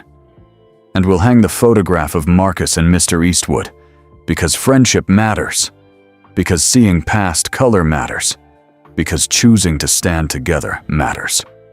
Clint stood and walked over to her. He took both her hands in his. "Mrs. Jenkins," he said, "Marcus told me that if anything ever happened to him, he wanted you to know one more thing. Something he was afraid to say in the letter. Something he needed me to say in person." Rose's breath caught. "What?" "He wanted you to know that he forgives you," Clint said. "Forgives me?" Rose looked confused. "For what? I didn't do anything wrong." "For being human," Clint said gently. "For not being perfect. For the times you were tired, or scared, or uncertain. He said he spent years being angry at you for not being a superhero, for not single-handedly defeating racism, for not being invincible. But now he understands that you were just trying to survive and build something good at the same time. And he wants you to forgive yourself too, for whatever guilt you've been carrying, for whatever doubts you've had, for whatever moments you've questioned whether you did enough." Rose collapsed into Clint's arms, sobbing. All the years of wondering if she'd failed her son, if she'd chosen wrong, if she'd been a coward, all of it poured out in those tears. "You did enough," Clint whispered. "You did more than enough. You built something beautiful, and Marcus sees it now. He sees you now, and he's so proud." The others in the restaurant were crying too. Jerome wiped his eyes roughly. Dorothy sobbed into her hands. Even Mr. Washington, who'd seen so much in his long life, had tears running down his weathered face. They cried for Rose, for Marcus, for all the years of pain and struggle, for all the small humiliations and big injustices, for all the times they'd swallowed their pride and lowered their eyes, for all the dreams deferred and hopes delayed. But they also cried with joy, because today they'd stood up. Today they'd claimed their dignity. Today they'd proven that courage lives in small restaurants and big hearts. Today, they'd won. Outside, the Birmingham sky had turned dark. Stars began to appear, tiny points of light in the vast blackness. Inside Mama Rose's kitchen, the lights burned bright. And somewhere in a hospital in California, Marcus Jenkins was sleeping.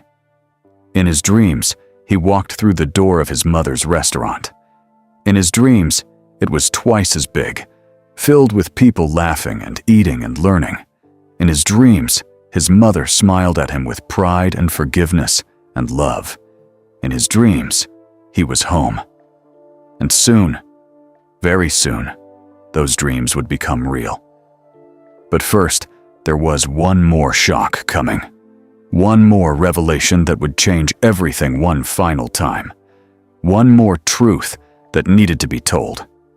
And it would come tomorrow, when Patricia Moore's story hit the front page of the Birmingham World, and the whole city learned what happened at Mama Rose's kitchen.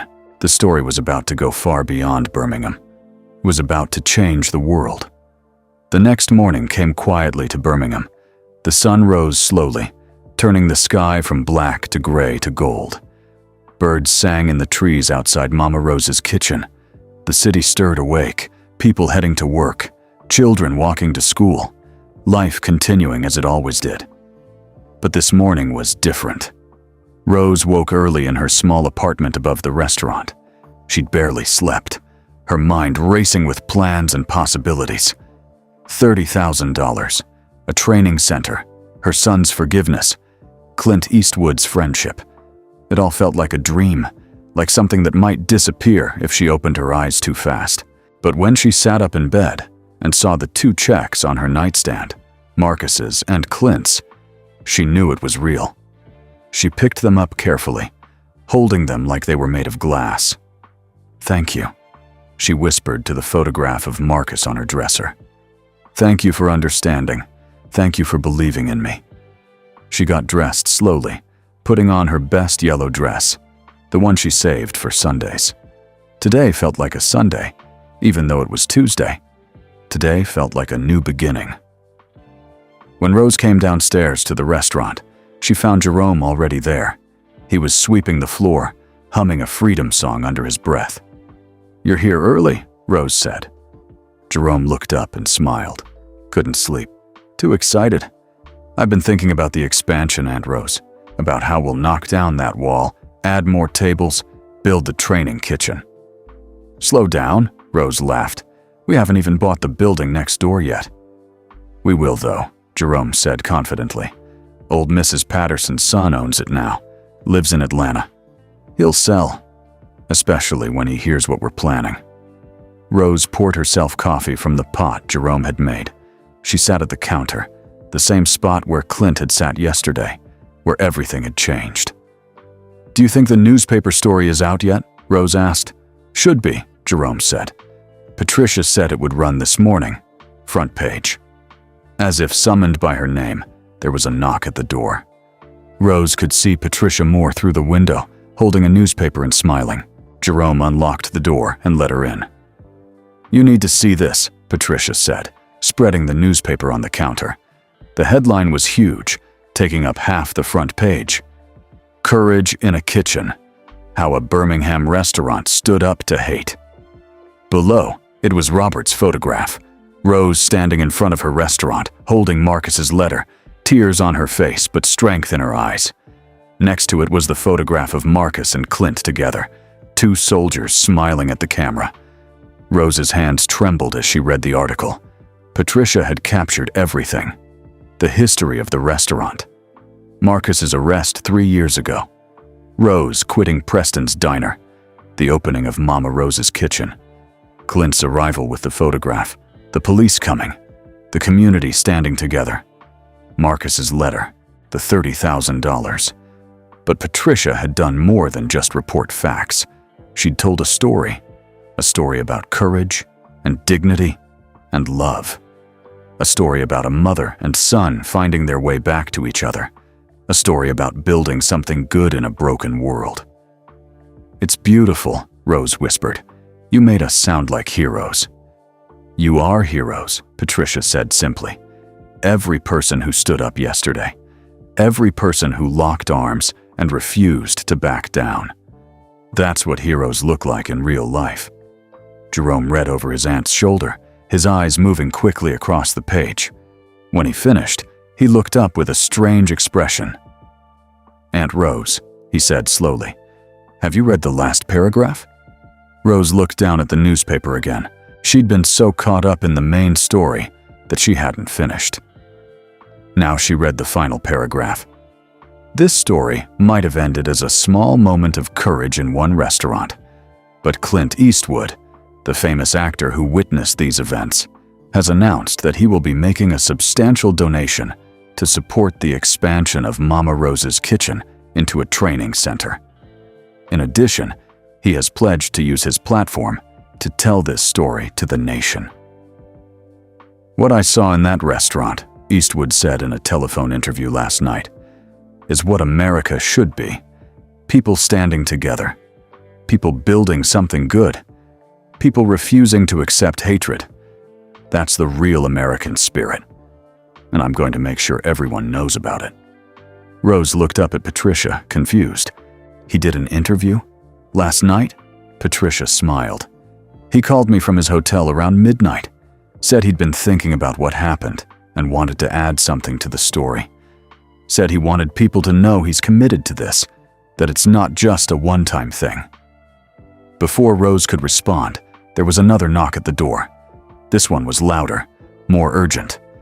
Jerome opened it to find Mr. Washington, Dorothy, Timothy, and Charles, all holding copies of the newspaper. Behind them were more people. And more. A crowd was forming outside Mama Rose's kitchen. "You're famous," Timothy shouted, waving his newspaper. "Everyone's talking about this story." "My mama cried when she read it," Charles said. "She said she's proud of us, proud that we stood up." Dorothy pushed through the crowd and hugged Rose tightly. "This is going to change everything. You know that, right? This is going to change Birmingham." More people kept arriving. Factory workers stopping on their way to their shifts, nurses in uniform, teachers, students, old people and young people, all of them holding newspapers, all of them wanting to thank Rose, to shake her hand, to be part of the story. "We need to open early," Jerome said. "Look at all these people." But Rose shook her head. "No, not yet. There's something I need to do first." She walked to the wall where the pictures of Dr. King and President Kennedy hung. She took down Marcus's letter from where she'd placed it yesterday and held it up for everyone to see. "My son wrote this letter from a hospital bed," Rose said, her voice carrying through the crowded restaurant.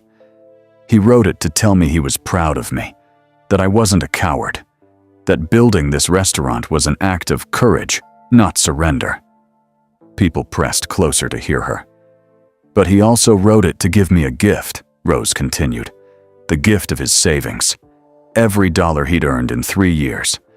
$15,000 to expand this restaurant, to make it bigger, to make it better, to turn it into a training center where young people can learn skills and dignity." She pulled out the 2 checks and held them up. "And yesterday, Mr. Clint Eastwood matched my son's gift. $30,000 total. More money than I ever dreamed of having." The crowd murmured in amazement.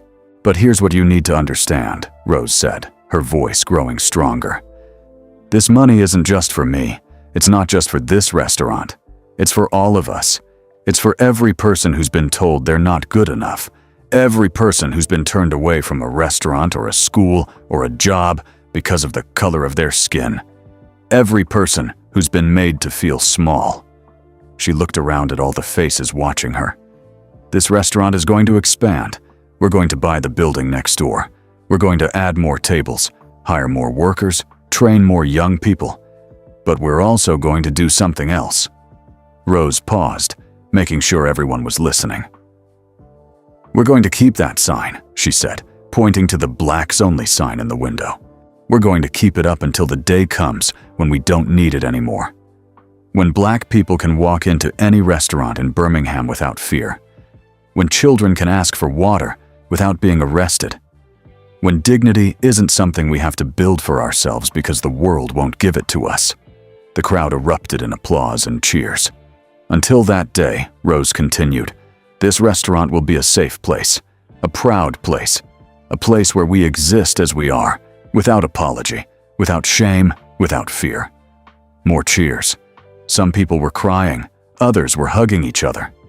"And when that day finally comes," Rose said, her voice breaking now, "when we don't need that sign anymore, we're going to take it down together. All of us. And we're going to hang it right here on this wall, next to Marcus's letter and the picture of my son and Mr. Eastwood. We're going to hang it as a reminder, a memory, a piece of history that says, we were here, we stood up, we built something, and we won." The applause was deafening now. People were stomping their feet, clapping their hands, shouting with joy. Jerome had tears streaming down his face. Dorothy was sobbing. Mr. Washington stood with his hand over his heart, remembering all the battles he'd fought, all the years he'd struggled, knowing that something important was happening right now. Patricia was writing furiously in her notebook. This was the follow-up story. This was what people needed to read next. When the applause finally died down, an elderly woman in the back of the crowd raised her hand. "Mrs. Rose," she called out, "I got a question." "Yes, ma'am," Rose said. "When you gonna open this training center? Because my granddaughter needs to learn cooking. She needs skills. She needs a future. And I want her to learn from you." Rose felt her throat tighten with emotion. "Soon. Real soon. We need to buy the building, do the construction, set everything up. Maybe 6 months?" "6 months," the woman repeated. "I'll be waiting. We'll all be waiting." Another hand went up. A young man, maybe 20 years old. "Mrs. Rose, can men train too? Or just women?" Everyone, Rose said firmly. Everyone who wants to learn is welcome. Men, women, young, old. If you want to learn cooking, if you want to learn business, if you want to learn how to stand up for yourself and build something good, this place is for you. More hands went up. More questions. People wanted to know about costs, about schedules, about how to apply. Rose answered as best she could, but the truth was, she didn't know all the details yet. She'd only learned about the expansion yesterday. She was still figuring it out. Finally, Jerome stepped forward. Folks, we hear you. We see you. And we're going to make this happen. But right now, Aunt Rose needs a minute. This has been a lot. So how about y'all come back this evening? We'll have a community meeting. We'll talk about the plans. We'll answer questions. We'll do this together, like everything else. The crowd agreed. People started filing out, but not before shaking Rose's hand, hugging her, thanking her. It took 30 minutes for everyone to leave. When the restaurant was finally empty except for Rose, Jerome, Patricia, Dorothy, and Mr. Washington, Rose sank into a chair. I can't believe this is happening, she said. Believe it, Patricia said. This story is already spreading. I've gotten calls from newspapers in Atlanta, Memphis, even New York. Everyone wants to know about Mama Rose's kitchen. Everyone wants to hear this story. New York? Rose repeated, stunned. New York, Patricia confirmed. This is bigger than Birmingham now, Mrs. Rose. This is national news. There was a knock at the door again. Jerome groaned. I thought we told everyone to come back tonight. But when he opened the door, it wasn't a customer or a reporter. It was a white man in a postal uniform, holding a telegram. Telegram for Rose Jenkins, he said. Rose stood up, her heart pounding. Telegrams meant important news, often bad news. She took the telegram with shaking hands. The postal worker tipped his hat and left. What does it say? Jerome asked. Rose opened the telegram slowly. Her eyes scanned the words once, then again, then a third time. Then she started crying. Aunt Rose. Jerome rushed to her side. What's wrong? What happened? Rose couldn't speak. She just handed him the telegram. Jerome read it aloud. Mama, stop doctors say I can travel. Stop coming home next week. Stop can't wait to see you. Stop can't wait to see the restaurant stop. Love Marcus.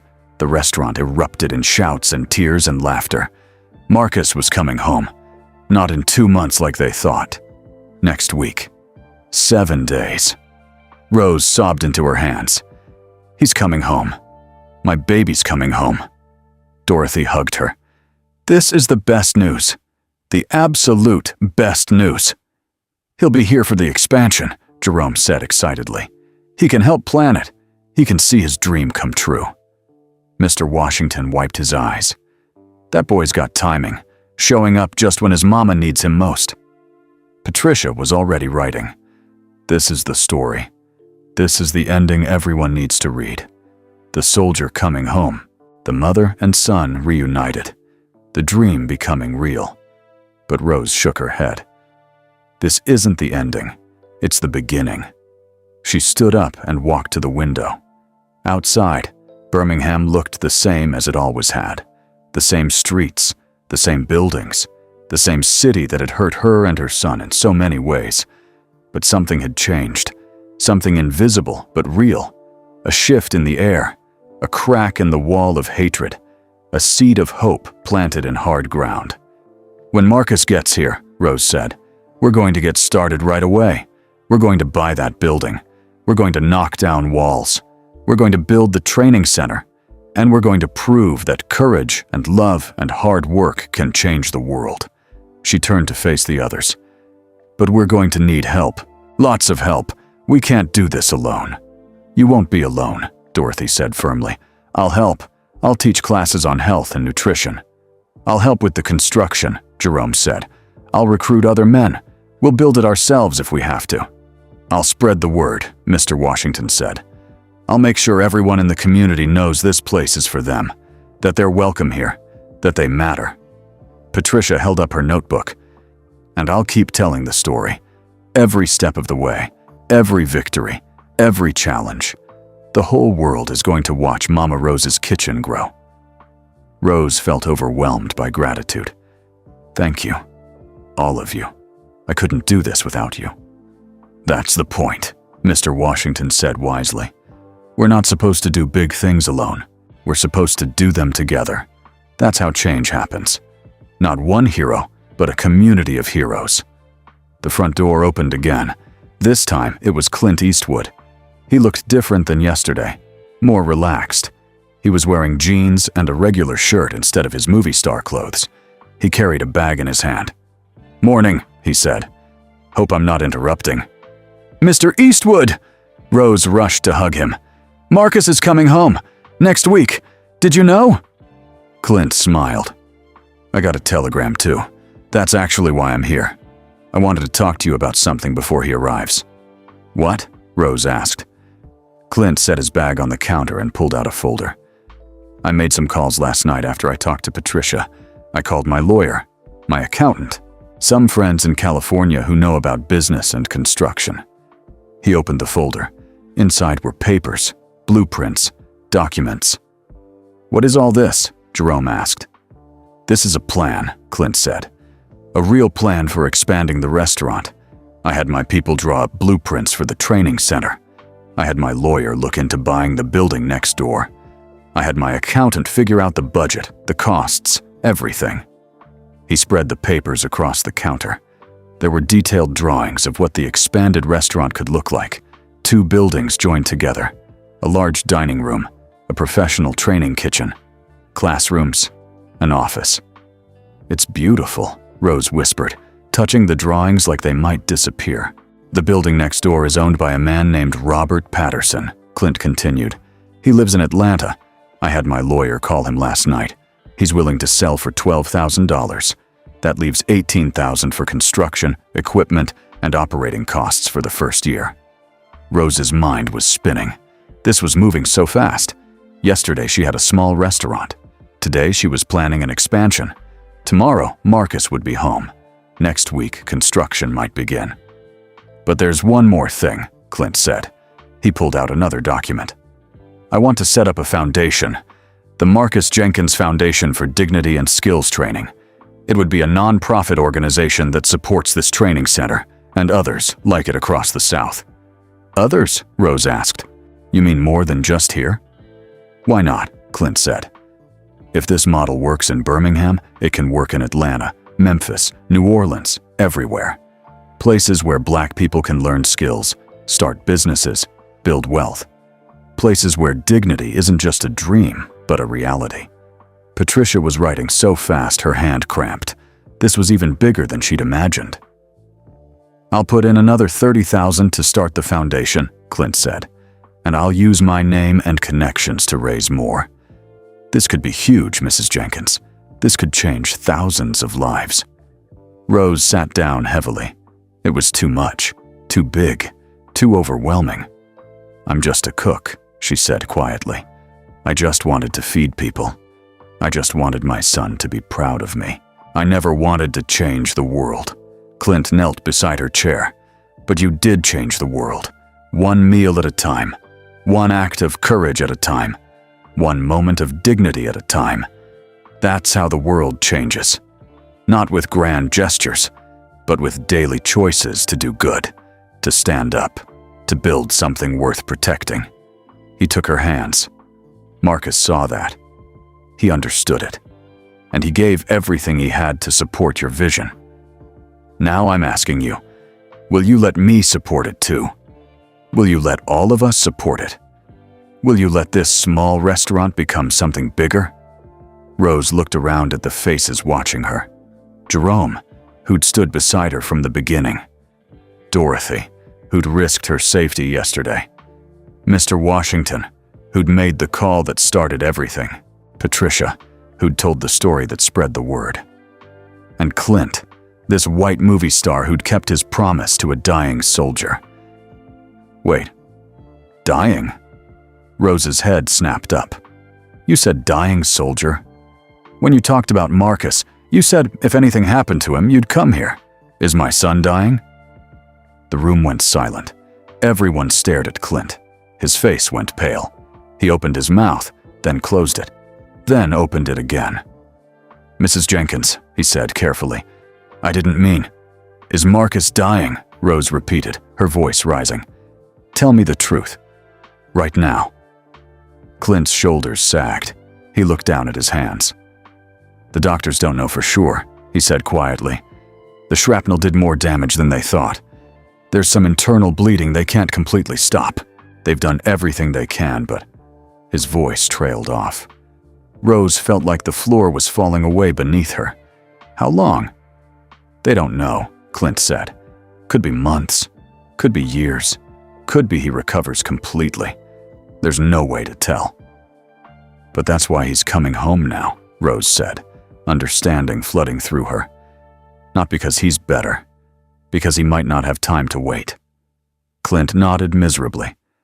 "He didn't want you to know. He didn't want you to see him as sick or dying. He wanted you to see him as strong, as proud, as your son who understood what you built." Rose stood up. She walked to the window and looked out at Birmingham, her city, her home, the place that had hurt her so much but that she loved anyway. "Then we don't have time to waste," she said firmly. "If Marcus is coming home next week, I want him to see progress. I want him to see the building bought. I want him to see plans underway. I want him to see his dream, our dream, becoming real." She turned to face everyone. "Mr. Eastwood, call your lawyer. Buy that building today. Jerome, start recruiting construction workers. Dorothy, spread the word that we're hiring. Mr. Washington, call everyone you know. Tell them we're starting a revolution, and it begins right here." Her voice grew stronger. "Patricia, write another story. Tell people that Mama Rose's kitchen isn't waiting for permission anymore. We're building our future now. Today. This minute." Everyone stared at her in awe.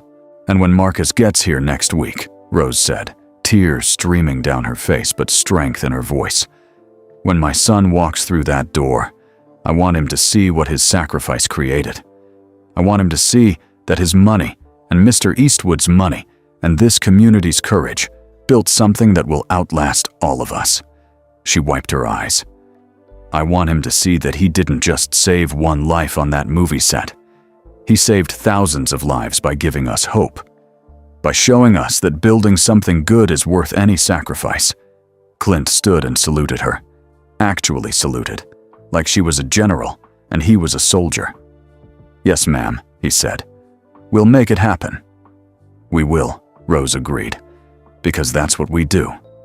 We build. We create. We turn pain into power, and fear into courage, and hatred into love." She looked at Marcus's letter, still lying on the counter, at the photograph of her son and Clint together, at the 2 checks that represented so much sacrifice and hope. "Marcus is coming home," she said softly. "And he's going to find that home got bigger, home got stronger. Home became everything he dreamed it could be." Outside, the Birmingham sun climbed higher in the sky. Inside Mama Rose's kitchen, a revolution was beginning. A revolution of dignity, a revolution of courage, a revolution of hope. And at its center was a mother who refused to give up, a son who gave everything, and a community that decided to stand together. The world was about to change. And it all started with one restaurant, one meal, one moment of courage. It all started with Mama Rose's kitchen. But the biggest shock of all was still coming. The thing that would make this story legendary. The moment that would be remembered for generations. It was coming soon, and no one was ready for it. 3 months later, October 1967, the wall between Mama Rose's kitchen and the old dress shop came down on a Tuesday morning. Jerome swung the sledgehammer himself, making the first hole, and then 20 men from the community joined in. By afternoon, the 2 buildings had become one. Rose stood in the middle of the construction dust and debris, tears streaming down her face. She could see it now. The vision Marcus had written about. The training center. The expanded dining room. The space where dignity would grow like plants in good soil. Marcus stood beside her. He'd come home exactly 1 week after the telegram, just as he'd promised. He'd stepped off the Greyhound bus at the Birmingham station, thinner than Rose remembered, walking with a slight limp, but alive. Alive and smiling. Rose had run to him like he was still a little boy. She'd held him so tight he could barely breathe. And for 5 minutes, they just stood there in the bus station, crying and holding each other, while other passengers walked around them. "I'm sorry, Mama," Marcus had whispered. "No," Rose had said firmly. "No more sorry. Only thank you. Thank you for coming home. Thank you for your letter. Thank you for understanding." That had been 3 months ago. 3 months of doctor's appointments and physical therapy. 3 months of Marcus's strength slowly returning, though the doctors still couldn't promise how long it would last. 3 months of construction and planning and community meetings. And 3 months of Marcus working alongside his mother, building the dream they now shared. "It's really happening," Marcus said now, looking at the demolished wall. "The training center is really happening. Because of you," Rose said. "Because you believed in it." "Because you built it first," Marcus corrected. "I just helped make it bigger." Behind them, Dorothy was measuring spaces for the new kitchen equipment. Jerome was directing workers on where to put support beams. Mr. Washington was sweeping up dust and telling anyone who'd listen about the day the police came and the community stood up. Patricia Moore had written 17 stories about Mama Rose's kitchen in the past 3 months. Each one brought more attention, more support, more people who wanted to help or learn or simply bear witness to something good. The Birmingham World wasn't the only newspaper covering the story anymore. The New York Times had sent a reporter. Life magazine wanted to do a photo essay. Television news programs were calling, asking for interviews. Clint Eastwood had kept his promise. He'd used his fame to shine a spotlight on this small restaurant in Birmingham. He'd told the story on talk shows, in interviews, anywhere people would listen. He'd established the Marcus Jenkins Foundation and raised over $200,000 from Hollywood friends and complete strangers who believed in the mission. "Mr. Eastwood called this morning," Rose told Marcus. "He's coming back next week for the grand opening." "Good," Marcus said. "I want to thank him properly. Face to face, man to man."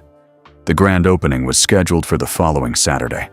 They'd finished just enough of the construction to open the expanded dining room and demonstrate the training kitchen. The classrooms wouldn't be ready for another month, but the core of the vision would be visible. Invitations had been sent to community leaders, reporters, supporters, and most importantly, to everyone who'd stood in the restaurant that day 3 months ago when the police came. Everyone who'd locked arms and refused to back down. "Mama," Marcus said quietly. "Can we talk? Somewhere private?" Rose's heart clenched. She knew that tone. It was the same tone he'd used 3 years ago before he'd enlisted.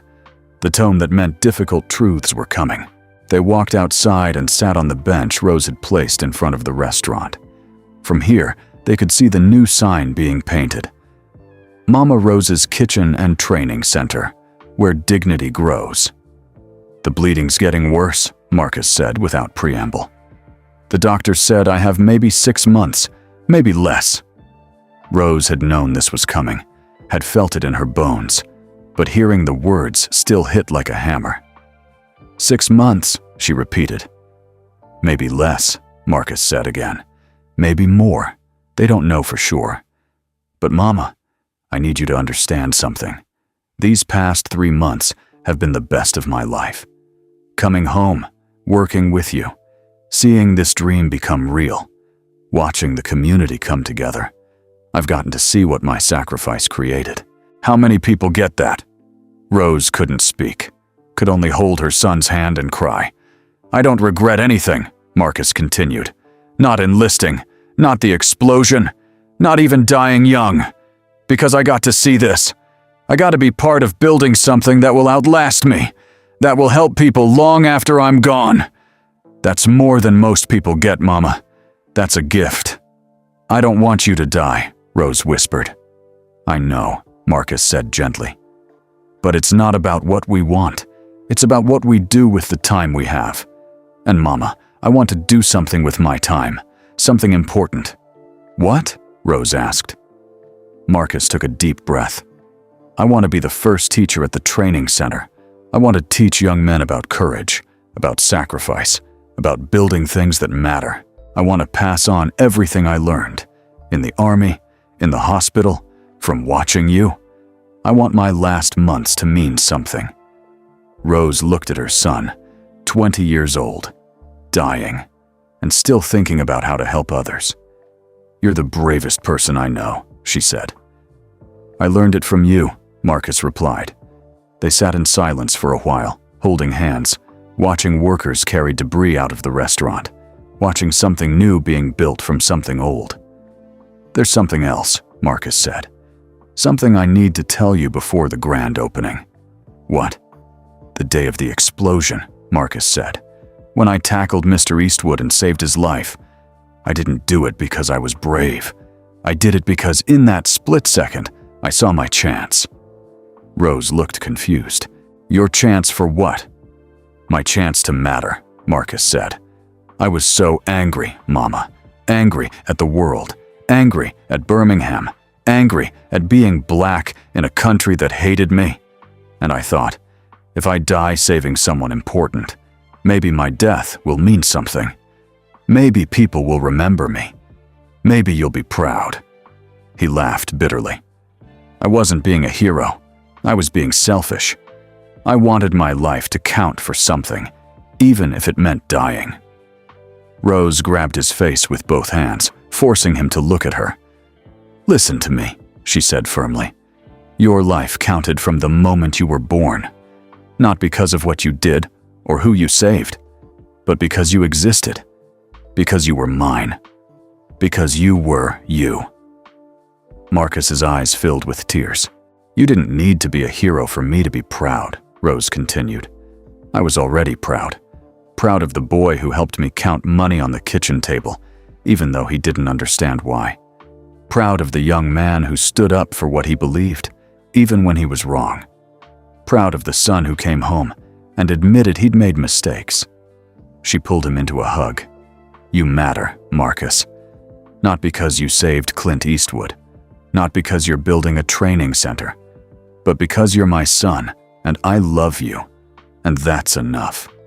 They held each other while the construction noise continued around them, while Birmingham moved forward, while life happened. The grand opening. 1 week later, Saturday morning dawned bright and clear.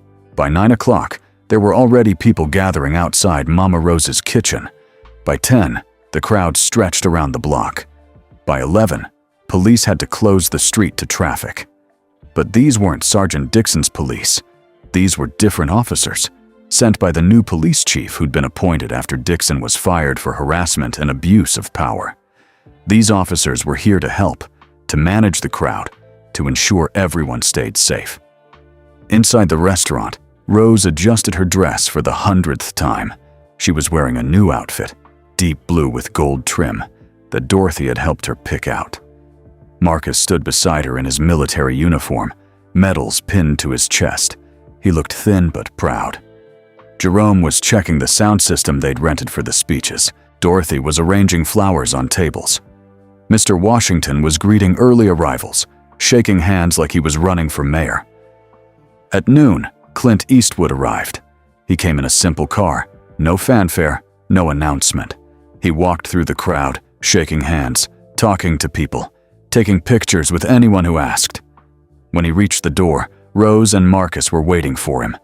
Clint looked at Marcus, really looked at him, and his eyes filled with tears. They embraced like brothers, holding each other tight. You came back, Marcus said. I promised I would, Clint replied, and I keep my promises. So do I, Marcus said.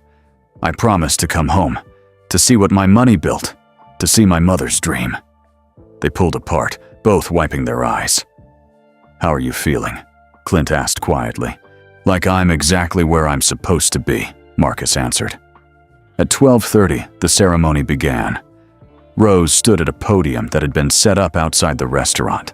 Microphones carried her voice to speakers set up along the block. Television cameras recorded everything. Reporters from 20 newspapers took notes. But Rose wasn't nervous. She was looking at faces she knew, people who'd stood with her, people who'd believed in this dream.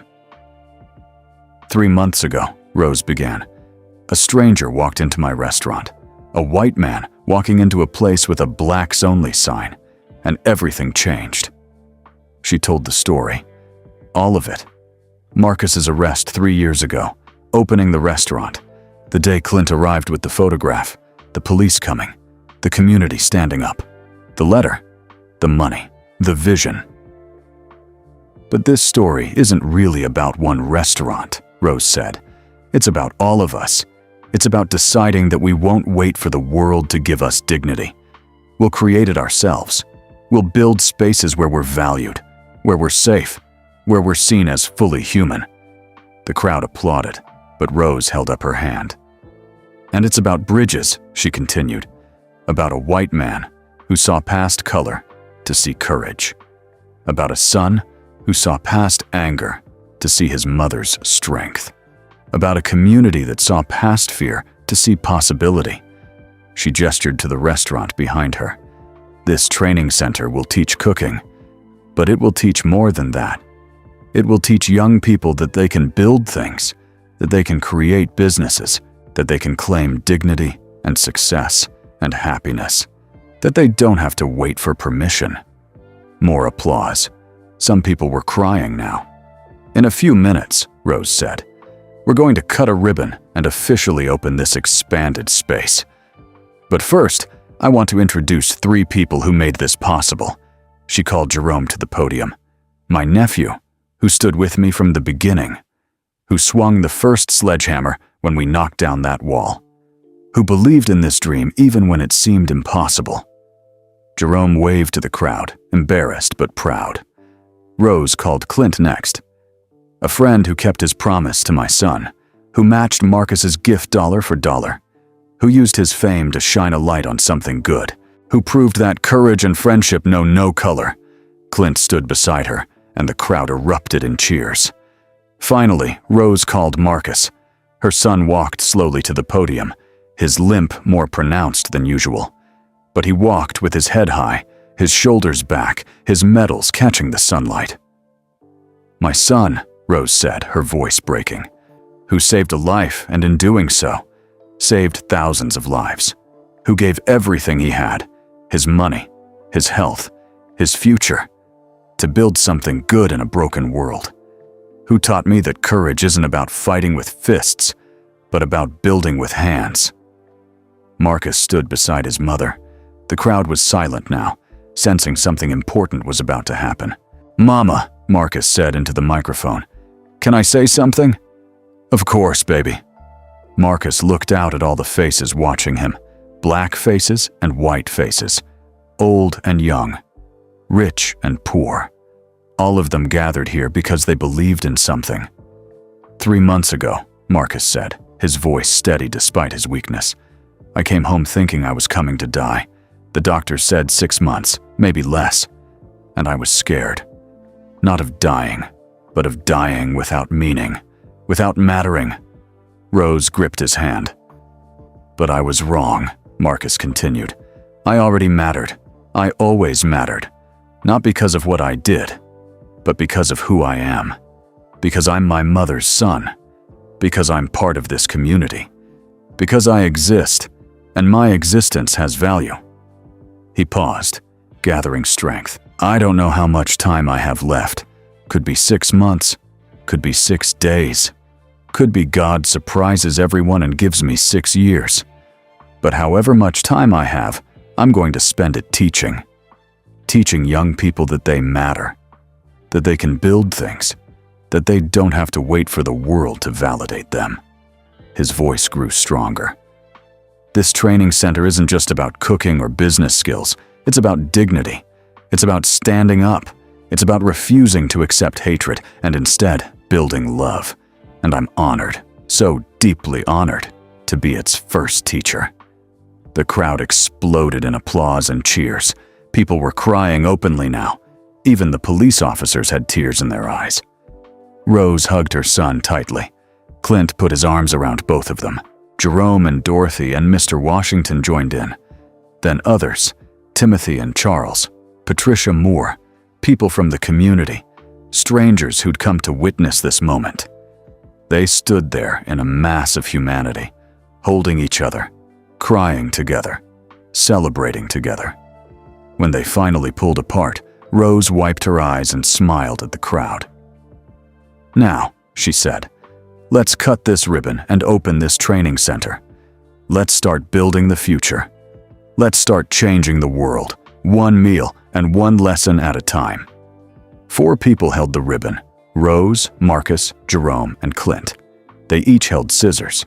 On the count of 3, they cut together, and the ribbon fell away. The crowd surged forward, eager to see inside, to tour the space, to imagine themselves learning and growing in this place. Music started playing, freedom songs, mixed with jazz, mixed with gospel. Food appeared, tables and tables of Rose's famous fried chicken, collard greens, cornbread, peach cobbler. People ate and talked and laughed and cried and celebrated. Reporters interviewed everyone. Cameras flashed. Television crews recorded it all. But in the middle of the celebration, Rose noticed something. Marcus had slipped away from the crowd. She found him sitting on the bench outside, the same bench where they'd talked a week ago. He was staring at the restaurant sign, smiling. "You okay, baby?" Rose asked, sitting beside him. "I'm perfect, Mama," Marcus said. "I'm watching my dream come true. How many dying men get to say that?" "Don't talk about dying today," Rose said. "Today is about living, about building, about hope." "You're right," Marcus agreed. He stood up, offering his hand to his mother. "Come on, let's go back to the party. Let's celebrate what we built."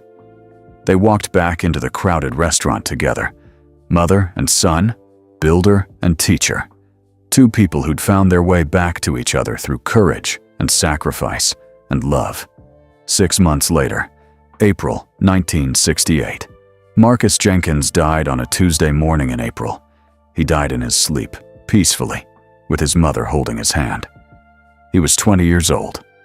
The funeral was held at the 16th Street Baptist Church. Over 2,000 people attended. The line to pay respects stretched for blocks.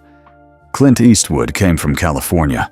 Patricia Moore came from Atlanta, where she'd taken a job at a bigger newspaper. People came from across the South, young people who'd trained at the center, business owners Marcus had advised, students he'd taught. They buried him in a cemetery on the edge of Birmingham. On his tombstone, beneath his name and dates, were carved these words. He built dignity with his life and his death. Teacher, soldier, son, hero. Rose stood at the grave long after everyone else had left. She stood there as the sun set and the stars came out. She stood there remembering her son, not just as the young man who died too soon, but as the boy who'd counted money with her, the teenager who'd gotten angry and left, the soldier who'd saved a life, the teacher who'd changed hundreds of lives in just 6 months. "You mattered, baby," she whispered to the ground. "You always mattered, and you always will." She walked back to her car, where Jerome and Dorothy were waiting. They drove to Mama Rose's kitchen, where a memorial gathering was being held. The restaurant was packed with people sharing stories about Marcus, about his kindness, his courage, his vision. Rose moved through the crowd, accepting condolences, sharing memories, feeling the love of her community holding her up when she wanted to fall down. But then something happened. Something that would become the final shock. The thing that would make this story legendary. The door opened, and a young white man walked in. He was maybe 19 years old, thin and nervous. He looked around at all the black faces and seemed ready to turn around and leave. But then he saw the sign on the wall, the blacks-only sign that Rose had taken down 2 months earlier and hung as she'd promised, as a reminder, a memory, a piece of history. The young man walked to that sign. He stood there staring at it for a long moment. Then he pulled an envelope from his pocket and pinned it to the wall beside the sign. "Excuse me," Jerome said, approaching him. "Can I help you?" The young man turned. His eyes were red from crying. "My name is David Preston," he said. "Howard Preston was my father." The restaurant went silent. Howard Preston, the man who'd threatened Rose, the man who represented everything wrong with Birmingham. "He died last week," David continued. "Heart attack. And when I was going through his things, I found something. A letter he'd written but never sent. A letter addressed to Mrs. Rose Jenkins." He pointed to the envelope now pinned to the wall. "I think you should read it," David said. "I think everyone should read it." Then he turned and walked out of the restaurant, just like that, gone before anyone could stop him or ask questions. Rose walked slowly to the wall. With shaking hands, she unpinned the envelope and opened it. Inside was a single page, covered in handwriting she recognized from paycheck stubs from years ago. Howard Preston's handwriting. She read it silently first. Then, her voice shaking, she read it aloud. "Dear Rose, I am writing this letter, knowing I will probably never send it. Knowing I'm too much of a coward to admit the truth, but maybe someday someone will find it and deliver it for me. I was wrong. Wrong about everything. Wrong about you. Wrong about segregation. Wrong about what makes a person valuable. Wrong about what strength looks like. When you worked for me, I told myself I was doing you a favor by giving you a job. But the truth is, you were doing me a favor. Your cooking made my restaurant successful. Your skill and dedication made me money, and I repaid you by treating you as less than human. When your son asked for water, I could have given it to him. It would have cost me nothing. But I called the police instead because I wanted to prove I had power. I wanted to show everyone, including you, that I controlled that space, that I could decide who belonged and who didn't. I was wrong. 3 months ago, I went to your restaurant to threaten you. I went there to scare you into staying small, into knowing your place.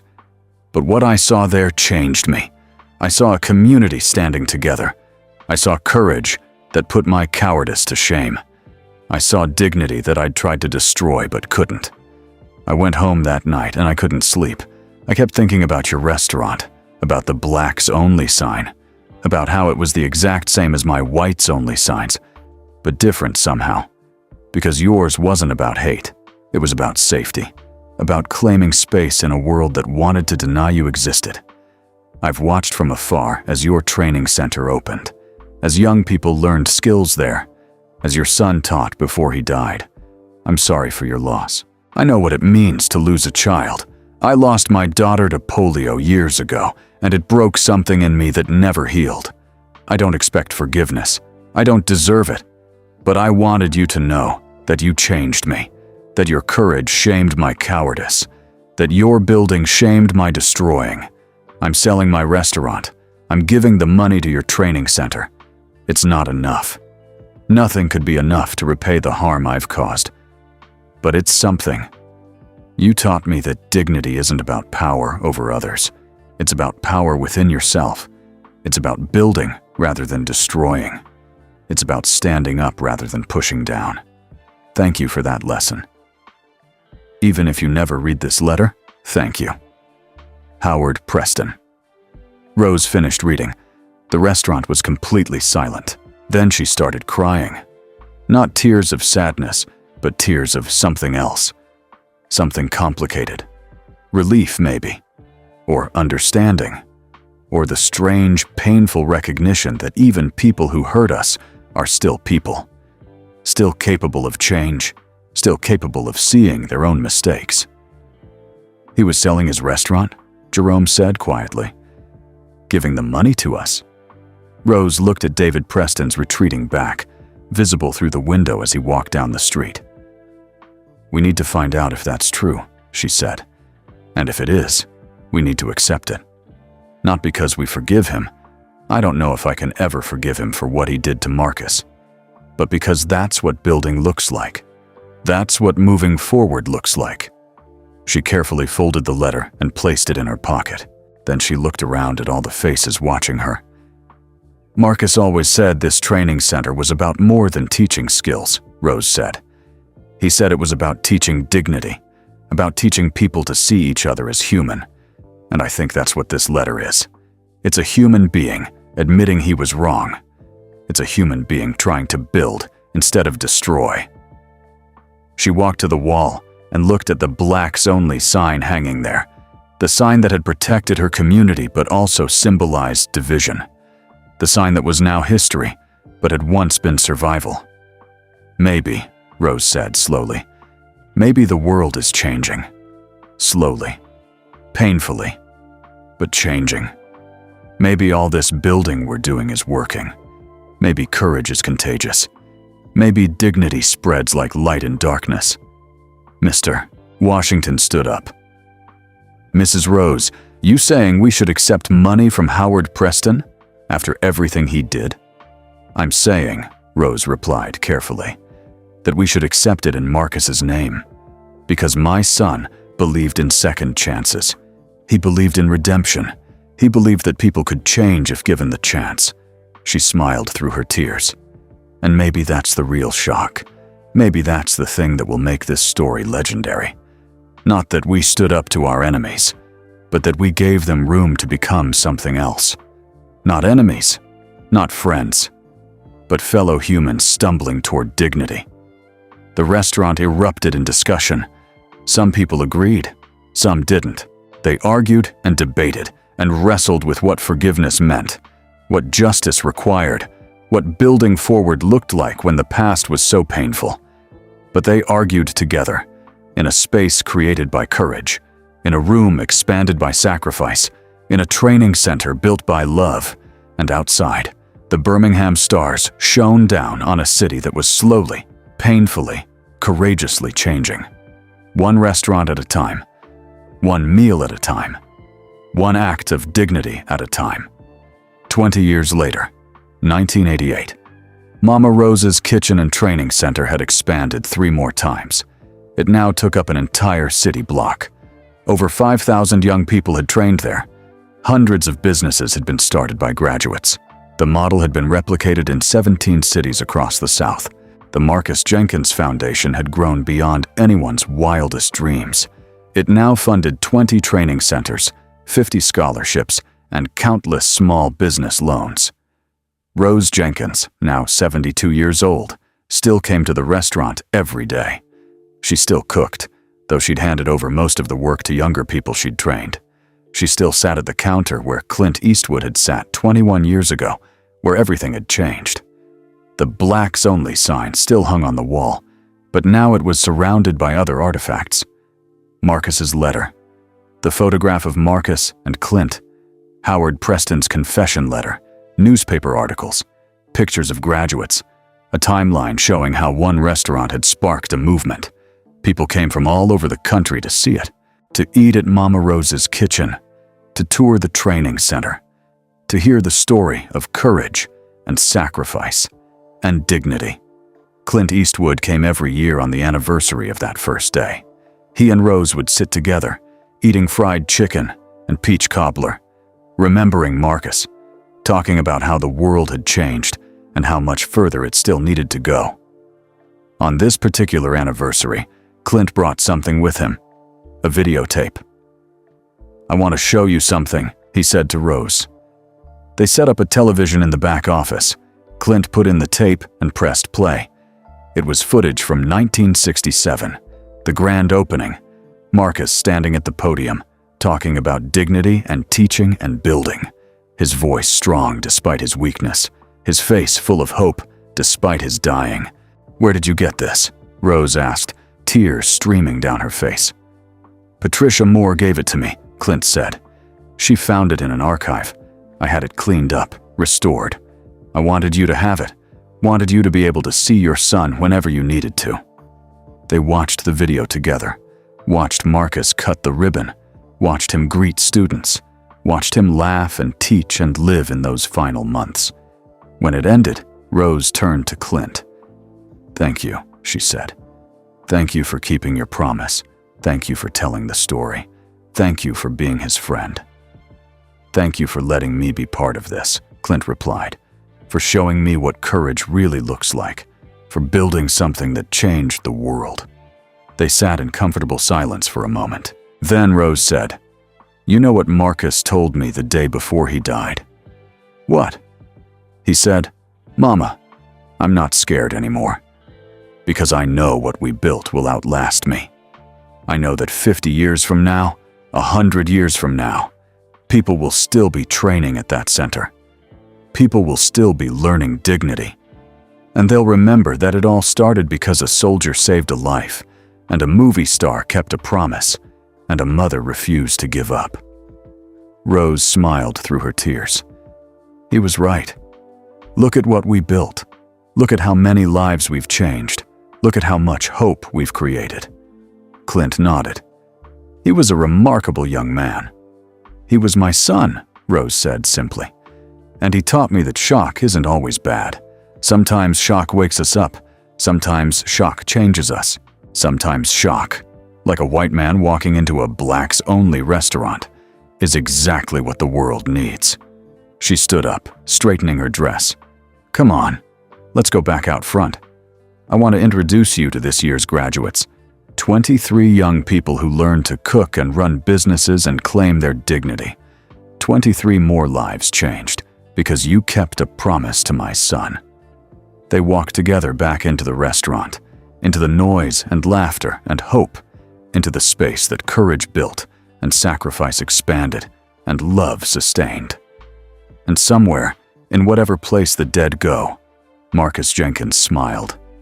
Because his mother was right. The shock of that day in July 1967, the shock of courage meeting cowardice, of dignity confronting hatred, of love transforming pain, that shock had changed everything. It had changed a restaurant into a movement. It had changed a community into a family. It had changed enemies into humans. And it had proven that sometimes the most shocking thing in the world is simply this: people standing up, people building something good, people refusing to accept hatred, people choosing dignity. That's the real shock. That's what Clint Eastwood found when he walked into Mama Rose's kitchen. And that's what the world learned when the story spread. Courage is contagious. Dignity is powerful. And love. Love always wins in the end. So where are you watching this story from? Drop your city and country in the comments below. We'd love to know how far Mama Rose's message of courage and dignity has traveled. If this story touched your heart, please hit that like button and subscribe to our channel. By subscribing, you're helping us spread kindness and inspiring stories to people who need hope. And don't stop here. Click on the video appearing on your screen right now for another amazing story that will move you.